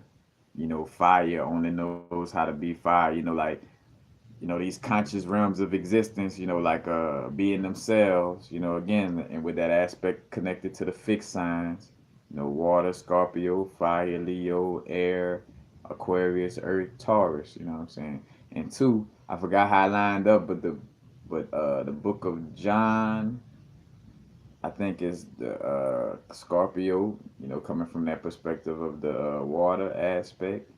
I think Matthew is one of the either Taurus or Aquarius. Like, like even with the books, like Book of Matthew, Book of John, Book in the Bible, is also connected to these fixed signs as well. Again, you see, and that's where again where as much as people want to like kind of still harp on those old stories, like bro, it's like it's a bigger aspect, you know what I'm saying? Like I don't want to still be like, oh yeah, and Jesus, like man, fuck that. That's a fucking retelling of the story of the sun and other energies. You know, your internal sun as well as the sun in general, but not a fucking human being named Jesus who got hung on a cross in Rome or wherever. Like, it's like man, gotta pull yourself from out of there. But again, like the water, fire only knows how to be fire. So a being that comes across fire, like as fire, water, air, and earth come across each other for the first time, they're gonna kind of feel polarized by each other's presence, you know. And then it's like those conscious energies kind of finding some way to come together, and realize how to mend those energies together, in some way, form, or fashion, like connecting to the story of like how different beings came together to see life on this on planet Earth, because again, like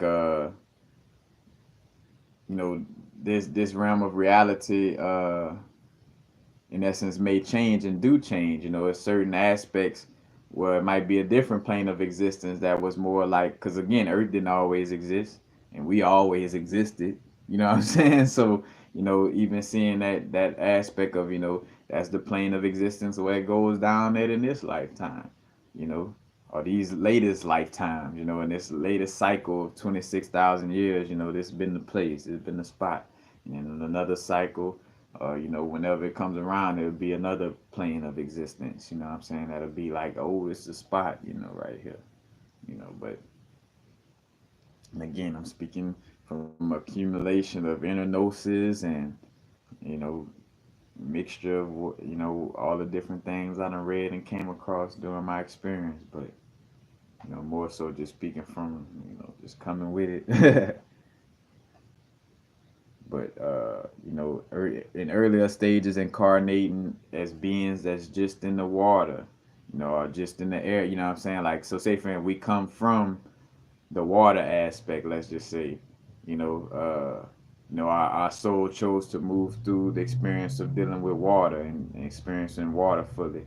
And then the next stage from there, like on a physical aspect, then you would probably, when we start becoming beings, from just being the elements, we about to step into actually being like sentient little beings in essence. Then, if you dealing with the water essence, then you're gonna be one of the first water beings, you know what I'm saying, and uh, be one of the first air beings if you connected with air. And when you incarnate to some type of bird or something that flies, you know. But it's just different, from a cell in the body to the consciousness that governs the digestive system in the body. So you could, a cell energy could move up in the hierarchy of what his job is. Like, because every 7 years the cells in our we have new cells in our body on a physical level. But who's to say after those 7 years, when that cell changes up, its soul spark or its energy, you know what I'm saying, it incarnates into a higher level of existence.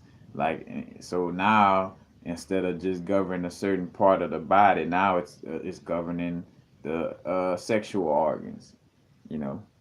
And it come from being just a cell or a couple of cells in the genital area to being the consciousness that's over the sexual, uh, the sexual aspects, or how I say, the way the sexual energy is governed within your body is now being governed by some energies that were once just cells in your genitals. Like, matter of fact, when you were a little baby, they was just cells in your genitals, and now they done move up into the hierarchy. When you made 7 years old, now they governing your genitals. You know what I'm saying? Like it's again, as above, so below.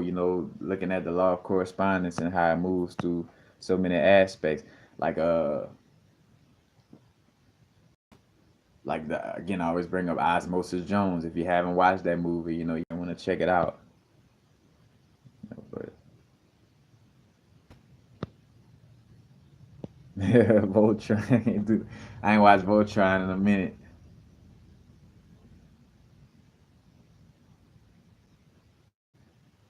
Yeah, but it's like going through these different and think about that. Like I get to be a tree, look at life from the aspect of the tree, and see like, bro, this fucking stupid ass human trying to chop me down, and then look at it from the perspective of the human. Like, man, this tree just sitting here. It could be used as wood or like whatever But like you gaining, but like and two though you gain that empathy through being in those different positions because if I was a tree, then I would realize, man, I wouldn't even want to, chop down this tree or at least ask this tree, if that's what it wants, what I'm saying, if that's what it want to deal with, what I'm saying, you begin to develop a level of empathy on the level of just being able to understand that perspective because you've been through that sphere of reality, that realm of reality where you done experienced that and gain that perspective. You know what I'm saying? You gain some level of growth due to that perspective. You know what I'm saying?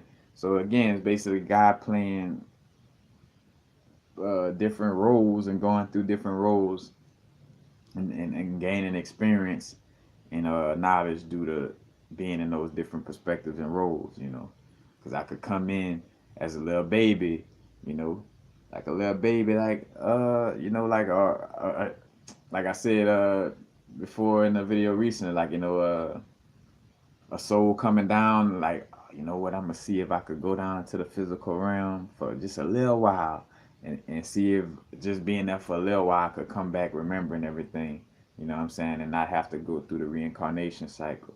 Matter of fact, that might be like the souls of like when, of course, from the human aspect, it's like, oh, that little baby died, that baby or that child died, when it's all what happens, the soul jumped in and jumped out like on some. And maybe that's what the soul logic behind when a baby, the baby not transitioning, but uh when that soul comes right into the baby and transitions right out, it's probably souls who probably testing the theory, maybe, and got on a level enough to remember, like, all right, like we are souls on reincarnated experience. Let me see if I go down here for like a little second, if I come back up, and you're gonna have record of that experience, in the Akash, and your unique, and say unique Akash, but because the Akash is like all, but the Akash of your experience in that sense, you remember like shit. When I came down as a baby, I did come back and remembered everything. So when you go down, like it's just aspect and almost like souls being a scientist with it too, you know what I'm saying, like learning from coming down in different perspectives and aspects, you know what I'm saying, and two, after being at that perspective of that baby, you know or just on different levels again, just in general, like I could be like, all right, let me see what it feels like to be the mother of that baby, you know what I'm saying, and go through that aspect of that, to be the father of that transition child, you know what I'm saying, like you gain, you know, like on a simple level of us, if it was like five of us standing in the room and we in a circle, each five different people all in the same space at one time, but all with unique different perspectives. Because here it is, where I'm standing from where I'm at, I could see things that's behind y'all back that y'all can't see. And then some of y'all seeing things behind my back, but each uniquely different. Because I could see a little something that the person to the left and the right of me can't really see. You know what I'm saying? And that's the same thing with us again. There's certain perspectives that, from a experience as a European, I can or can't see, and a different perspective from being a African, or whatever the case may be, or being from a part of the world of Australia, or of Canada, Japan, or whatever. You know what I'm saying? It's like having these different perspectives. You gain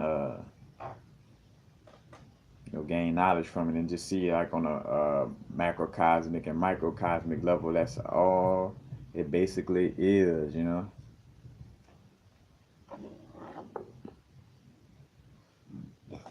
Us rising up through levels, excuse me, rising up levels of sentience and going through cycles of being from the lowest to the highest.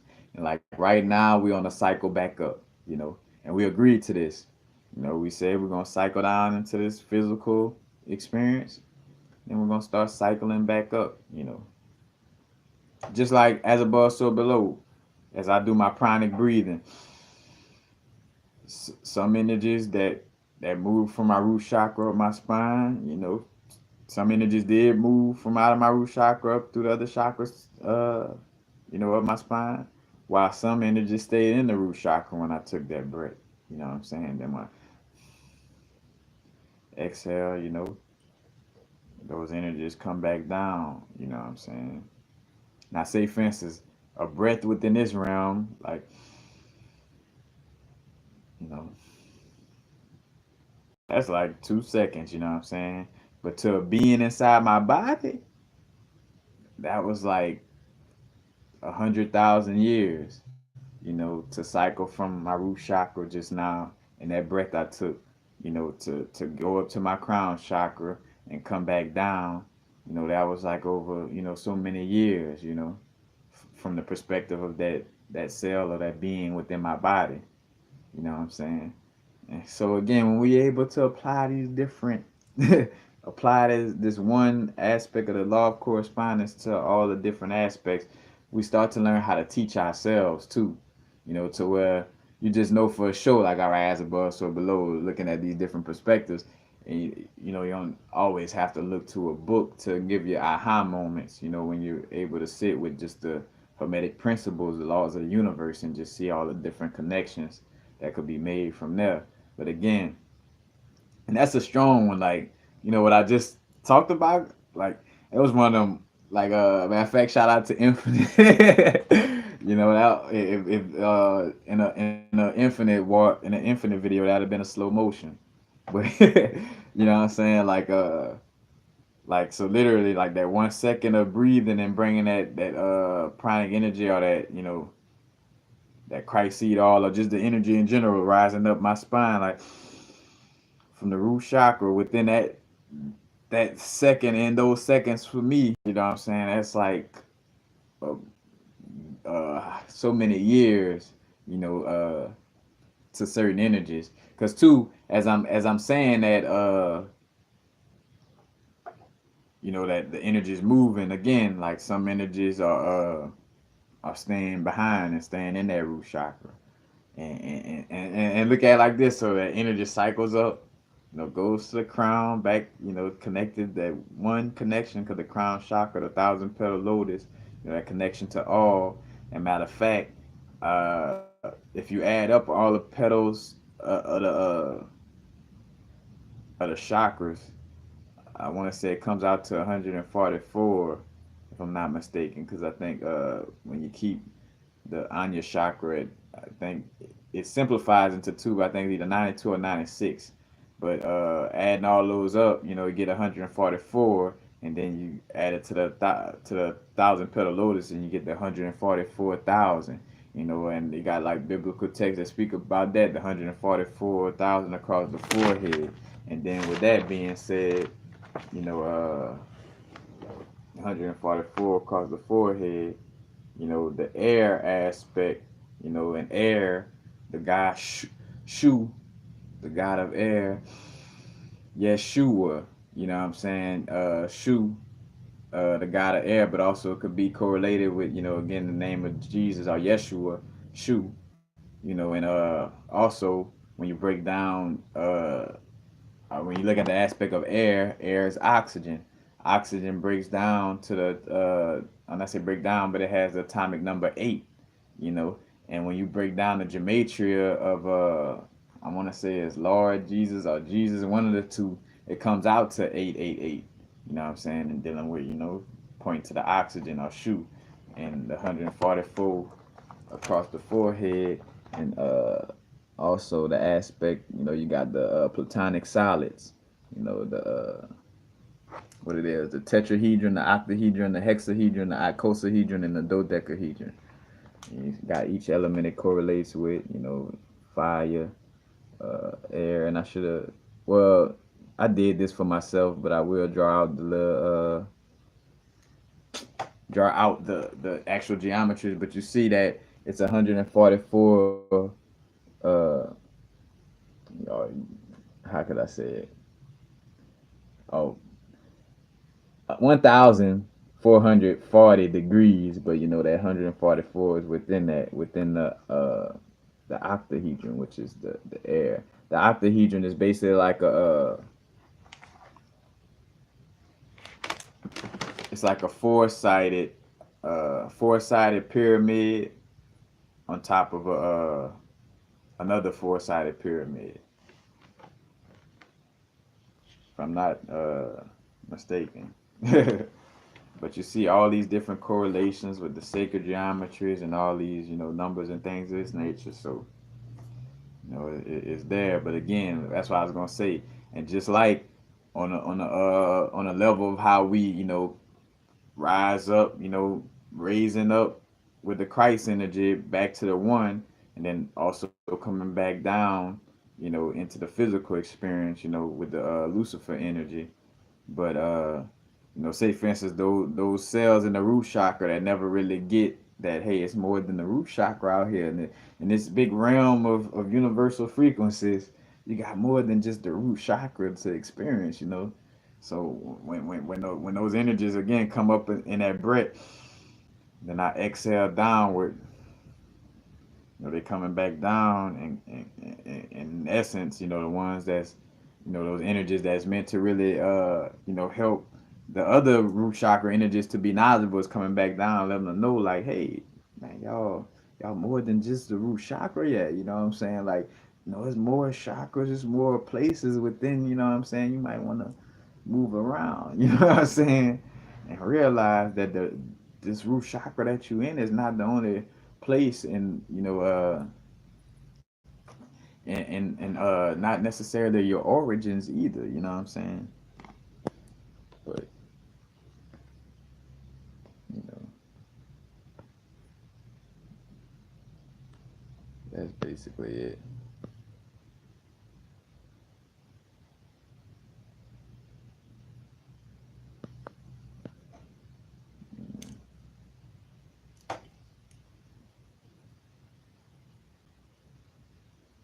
Yep, yep. Yes, there are more than just seven chakras. There's multiple. Again, just like it ain't about, like, it's more than just the seven planets. You know what I'm saying?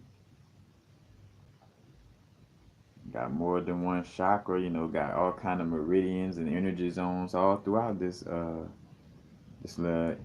universe packed into a physical experience. I don't place no number on it. Intuitively, I feel like the number varies to the point of how tapped in you are with different energies within the fullness of your energy field. You know, but 12, 13, 14, 15, 16. I even heard of 22 before. Like,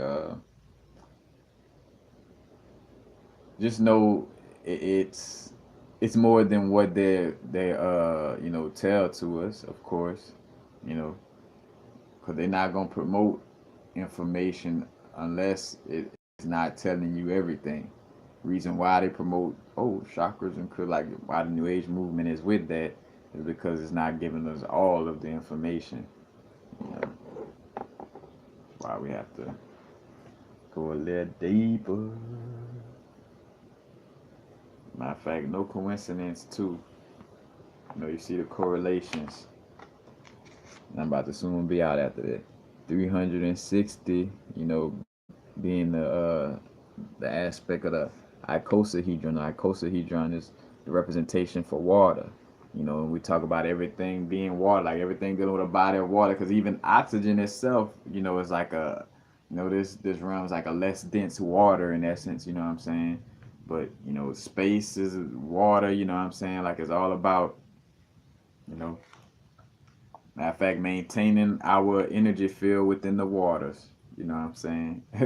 That's why the judge system and the government system created based off of waters, because they're trying to rule or symbolize ruling those waters. Like, hey, you stand up for the honorable judge, this and that, who, you know, runs the waters, you know, of this area. Like that's what they're trying. But you know, the water. Think about the subconscious mind, and when you tap in, you know, getting like the full 360 degrees of knowledge. You know, tapping into the water, looking at 360 degrees. You know, think about astrology. You know, astrology. You know, and reading the waters. Astrology. You know, the eclipse, the circle. You know what I'm saying? And matter of fact, and even to you know, 360 degrees of knowledge, and even add to the aspect with the water, you know, diving into the subconscious mind, you know, and water deals with the Scorpio aspect as well. Matter of fact,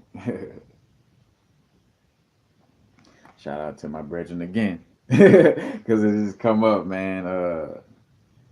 Mind of the Antares moon, like my brethren, Archangel Uriel speaks on, you know. And that moon being in the Scorpio, I'm not the moon, the planet, the star Antares being in Scorpio constellation. But you know, again, that water, you know, 360 degrees, and now another one that you know, 72, or the 72 Goetia, the 72 extra vortex are spirits, you know, and the fire connected with the realm of spirit. But fire is because that realm will get confused. Fire is more so not necessarily our soul or spirit, but more so the fire of will, like the will of our soul and spirit, and not necessarily the spirit within itself. You know what I'm saying? Because when we use the word, like that person got the spirit, or they got more so they got the will. They got that will to, you know, to do this or take that action, or you know, it's not necessarily the soul at all. You know, again, the soul is no thing. You know what I'm saying? Like the true essence of what we are is no thing, and that's why we embody these different things. You know, in order to have different experience, different little realms of consciousness. You know, but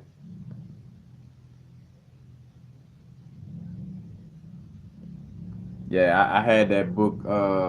It was a book on the Kundalini. It was a crystal prescription book by Judy Hall, and it pointed out all the different chakras. You know, and again, even down to tapping into our own information, because I always speak on that. Like some of us gonna be the people writing books and giving up, you know, or should I say, bringing forth, you know, information with newer perspectives. You know what I'm saying? So. Like say for instance, I caught the download that Los Angeles, that area is like the third, like a third eye chakra, like Los Angeles, because that's why Hollywood decided to put their, you know, their little situation in that area, because it gives off a strong vibe of tapping into the realm of imagination and into the subconscious mind, you know. So again, that's a download. So you're not gonna find nobody on YouTube. I mean, we'll put it like this, because of the energy of it and it, you know, coming out. Maybe somebody else will start doing videos or whatever about it because they picked up on it too. But you ain't gonna find no book that say that. You ain't gonna find no none of that. You know what I'm saying? That's what we gotta realize to be brave at speaking on certain aspects where it's like, that's why we set up videos with that disclaimer vibe, like, hey, you know, like this is me expressing from my unique experiences and, you know, certain things, you know, that I'm tapped into that may not be common knowledge to all, you know what I'm saying? But you know, it's all those different aspects. And again, the 72 you know, connected with the 72 Goetia, that willing enough, because again, the 72 Goetia is like basically like willing You know, because when you talk about God being a verb as well, you know, it's like an action. You know what I'm saying? Like putting that energy of God into action, or like willfully putting that, you know, that moving that soul energy into action, you know, so to speak. You know, is the spirit of fire, you know. But because that's the aspect where when it all boils down to, yes, like we are all just you know, aspects of that no thing, you know what I'm saying, like that uh quote unquote triple darkness. But basically, you know, the soul isn't necessarily the fire aspect.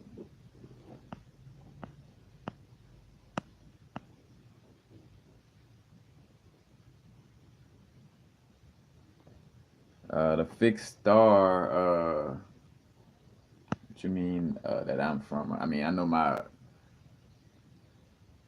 like a like a fixed zodiac sign, or like, are you talking about like the main star within the constellation? Because each constellation has like their main star in essence, you know. Like you got Regulus in Leo. You got well, no, Aldebaran is one in Taurus, but the Pleiadian constellation is connected too with Taurus a lot. Uh, you got Antares in Scorpio. What else? You know, but you got these main little, excuse me, stars in different little star systems, but I don't know what would be my you know, what fixed star I'm from. But,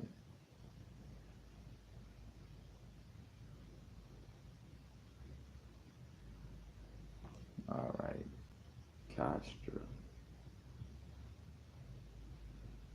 Yeah, I'm like I'm balanced in that essence of where I know a lot of information that I'm tapped into, but like say for instance, right in the moment, if it's not like, you know, fresh within my being to express it, then I'm not gonna try to like forcefully like let me try to force myself to agree upon or to seem like I know what they're talking about. It's like, you know, I'm just keep it real and like nah. And what's funny, me doing that could come off as all this fool don't know anything or nothing. Of course, it don't. You know, people would know better to some extent, but it's like, you know, I'm just a real like one thing. Matter of fact, so speaking of energies of like you know, certain zodiac signs, like a real Capricorn energy is not liking to look stupid. Like, you know what I'm saying, or you know, to put our foot in our mouth on some situation. That's why whatever I'm expressing, I'm always express it in an open manner. Like unless I just feel it strongly, like in with some videos, like yeah, I come and it's like, hey, fuck it, and to that point where even like, all right, even if I'm wrong, I eat the shit on this one, but this is how I feel about it. But for the most part, yeah, like, you know, I'm not just going like, oh yeah, let me act like I know or this, because when that information come back around to bite my ass, like Capricorn, like feeling embarrassed is like one of the worst feelings in the world. I think for like you know, at least that's how we treat it. So that's why it's like making sure I'm precise and not, you know, bullshitting myself or others. Cause I dislike for that embarrassing energy of like when you go to talking shit about some shit as if it's like this, and then for that energy to come back around on you and be wrong, like ooh, like ooh, ugh. It hurt. So I just rather not, you know.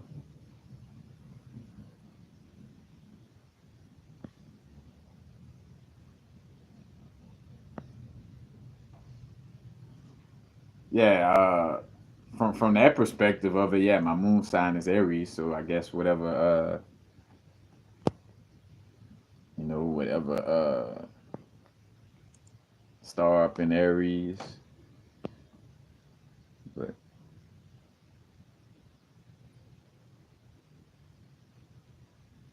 oh, blessings, blessings. Oh, North Alberta, Canada. Oh, Canada, oh, Canada. I don't know. There's always used to like the old Canada. Old Canada E. Old Canada E.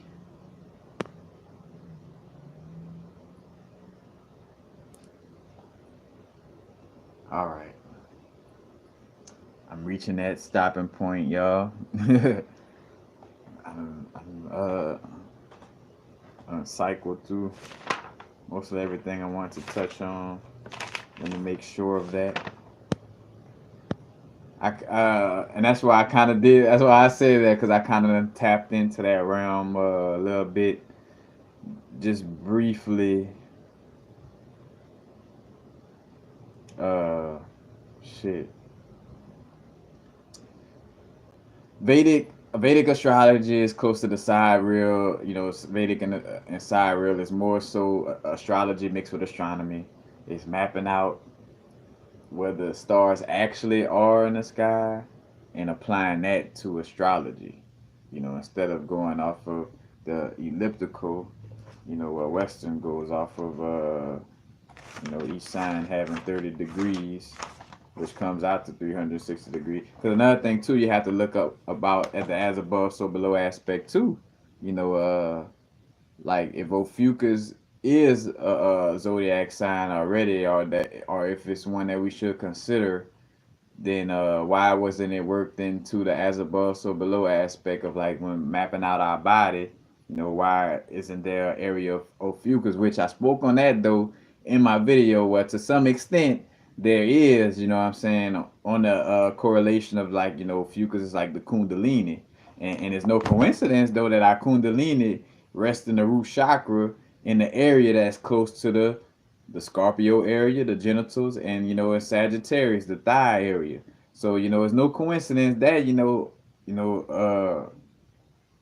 Ophiuchus placed in the sky in between Scorpio and Sagittarius, and then again those serpents close to that area within our body. But just on a aspect of it, it's like it's not a lot of literature on that aspect, not to say that just because they don't have literature on it that it shouldn't be up for consideration. But again, things constantly move, and it's moving to a place where it could become a zodiac sign eventually. But it's the Western. The Western goes off the elliptical. You know, you have like, and again, this is all the biblical stories, all the different stories of going into the underworld with Persephone going into the underworld and the meta teamed up with Hecate, to go get her. But like, coming into this realm, when the sun about to come into this realm of winter, am I? Yep. December 21st little area, you have the 3 days of darkness right before the 25th, where the sun starts to come out and be born again and starting to have more daylight, moving out at wintertime. But the Scorpio sting from Judas, Judas kissed Jesus before the crucifixion to point him out. You know what I'm saying? That was the story of the sun, Jesus, the Christ energy of, or should I say just the solar energy, because it's both the morning star is Lucifer, Christ, and Venus, and, but it's moving down in that elliptical and then experience that and then resurrecting, what I'm saying? Because also too, you see the equinox, when we come to the equinox, is equal day, equal night, and there's no coincidence that the Libra is, Libra area is in that area, the scale, like equal, trying to balance things out, you know. In the first area, the Aries, March 21st, matter of fact, kind of getting to that area of the New Year's, that March area. Aries head first, starting it off the spring, the round, going through the elliptical. But again, Western astrology deals with that format more, and Vedic or more so sidereal astrology, which is somewhere like Vedic, deals with trying to map out where the constellations actually are. Because I mean, like right now, if you look, when my birthday passed, the sun was in Sagittarius, but again, we haven't, like, although we're starting to see that on the astronomy level, what I'm saying, those energies haven't really, as above so below, just like how we're playing out later aspects of something that happened out already in space, like certain constellations still got to move into place and certain things got to happen for that to really be like, all right, Ophiuchus, motherfucker, if you born on this date, you're Ophiucan, you know what I'm saying? The sun sign Ophiuchus and that, you know what I'm saying? Which some people still may deal with it like that, again, because I spoke on that. Not no right or wrong, or, not say no right or wrong in essence, but,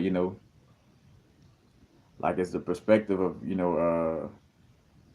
not like one energy trying like, oh, well, Western astrology is wrong because it's not going against the with the real astronomy of things, and Western looking at Sidereal like, oh, y'all wrong because it's about astrology and not trying to mix some astronomy into it. You know what I'm saying? Like, that's why again I play my part and I learn about these things, but you know I try not to give too much of my energy to being worried about it. But at the same time, not saying not being worried about it, but at the same time, I do give energy to learning more about it and understanding it a little more. And that's just speaking from what I understand so far. But y'all, I'm out. Y'all, I done, my stomach starting to growl louder than the thoughts that's going through it. you know. And I have been sitting in one area for 3 hours. Well, I guess guess it could be time to move. Oh yeah, no problem.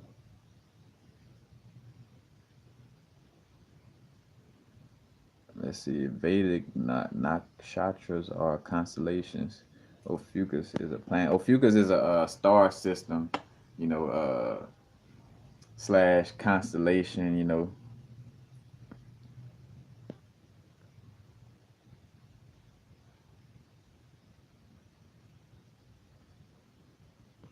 All right, the Vedic systems, yeah, they don't count the outer planets.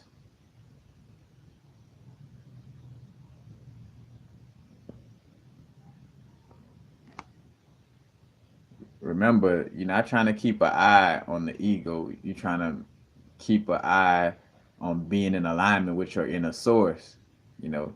But I get what you're saying. Like I get it. We try to make sure, but what we focus on grows.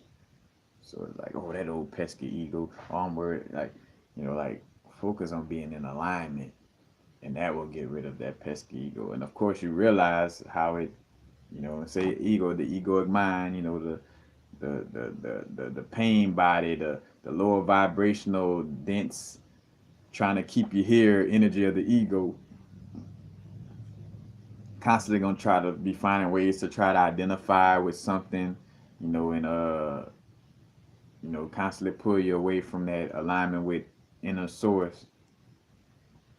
It's about alignment, like focus on the alignment aspect of it, you know and not trying to get the bad guy, because you're just gonna make more bad guys. You're focusing on the quote unquote, and even turn into that situation.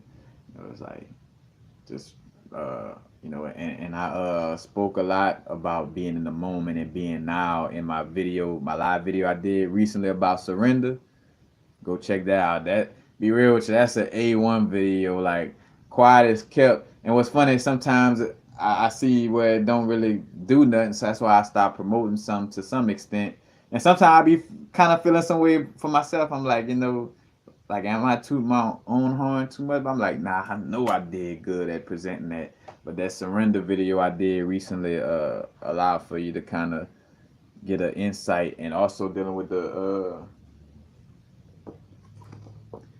power of now, like that book is one of the best ways to realize how to stay in alignment with, in the source, and not let the mind noise take over. But Yeah, y'all, I'm out. You know, much love and blessings, y'all. If you aren't already subscribing, make sure to subscribe. You know, hit the like button if you liking the content in this video or any other videos that you like the content. Don't forget to hit the like button. Because again, if I'm not getting like donations or whatever, I'm also getting paid. YouTube pays it, but all those little stats and stuff, go into our payment. You know what I'm saying? So making sure, that lines up. But yep. Matter of fact, don't forget to hit the little notification tab. Is the little bell that that'll remind you whenever I do live videos. Or remind you, notify you whenever I do live videos, or just post a video in general. You'll be aware of it. So, because sometimes I'm starting to try to get in that stage of scheduling live videos as well, where people could see that, hey, this live video is coming up at this time. I could get ready for it. But sometimes with me just being that energy, I just like live. You know what I'm saying? Just like this one. But you have the notification. Uh, Instagram. I also do live videos on Instagram. Those are a little more loose and free. Like I kind of it, because what's real is, because this is a platform for a bunch of people to come and really kind of, in essence, learn from. Of course, I'm a laugh and joke and clown on here as well, but it's not as much as on my Instagram where I'm really just like, ah. Matter of fact, that's probably what I do next. Like, I'm probably about to eat a little bit, roll up, and go do a live on Instagram. So, you know what I'm saying? The Instagram Universal Frequency, all links, which is not in this video just yet because I got to post it. But all my videos and the details or description part is gonna have all the links below. But universal frequencies, and also for the jewelry, epic lifestyles on Instagram. Just contact me, and we run a transaction through just contacting me at first, because then I could tell you how I do things or whatever. Also, any and all donations is greatly appreciated. Got the link also in the description box and all that good stuff. But much love and blessings to all. Remember, man, staying in alignment. You know, not allowing our fears to overcome us. And again, now is the vibrate. Our now constantly rings off into time, even more, like it echoes out. So whatever we're doing now is sending signals to the universe of that's what we want to be dealing more, like that's what we want to deal with more of, is what we're doing right now. So if I'm focusing on how fucked up this realm of reality is, fucked up this realm of reality is, and Donald Trump ain't shit, universe gonna give me what I'm focusing on in my now. You know what I'm saying? And again, we have little aspects of looking up at these little certain things and all this, but your now moment, you know, it's all about staying in alignment. But peace. Happy now. Now is the vibrate, of course. We're not going too far in the future. We're not going too far in the past. Right now. Peace, peace.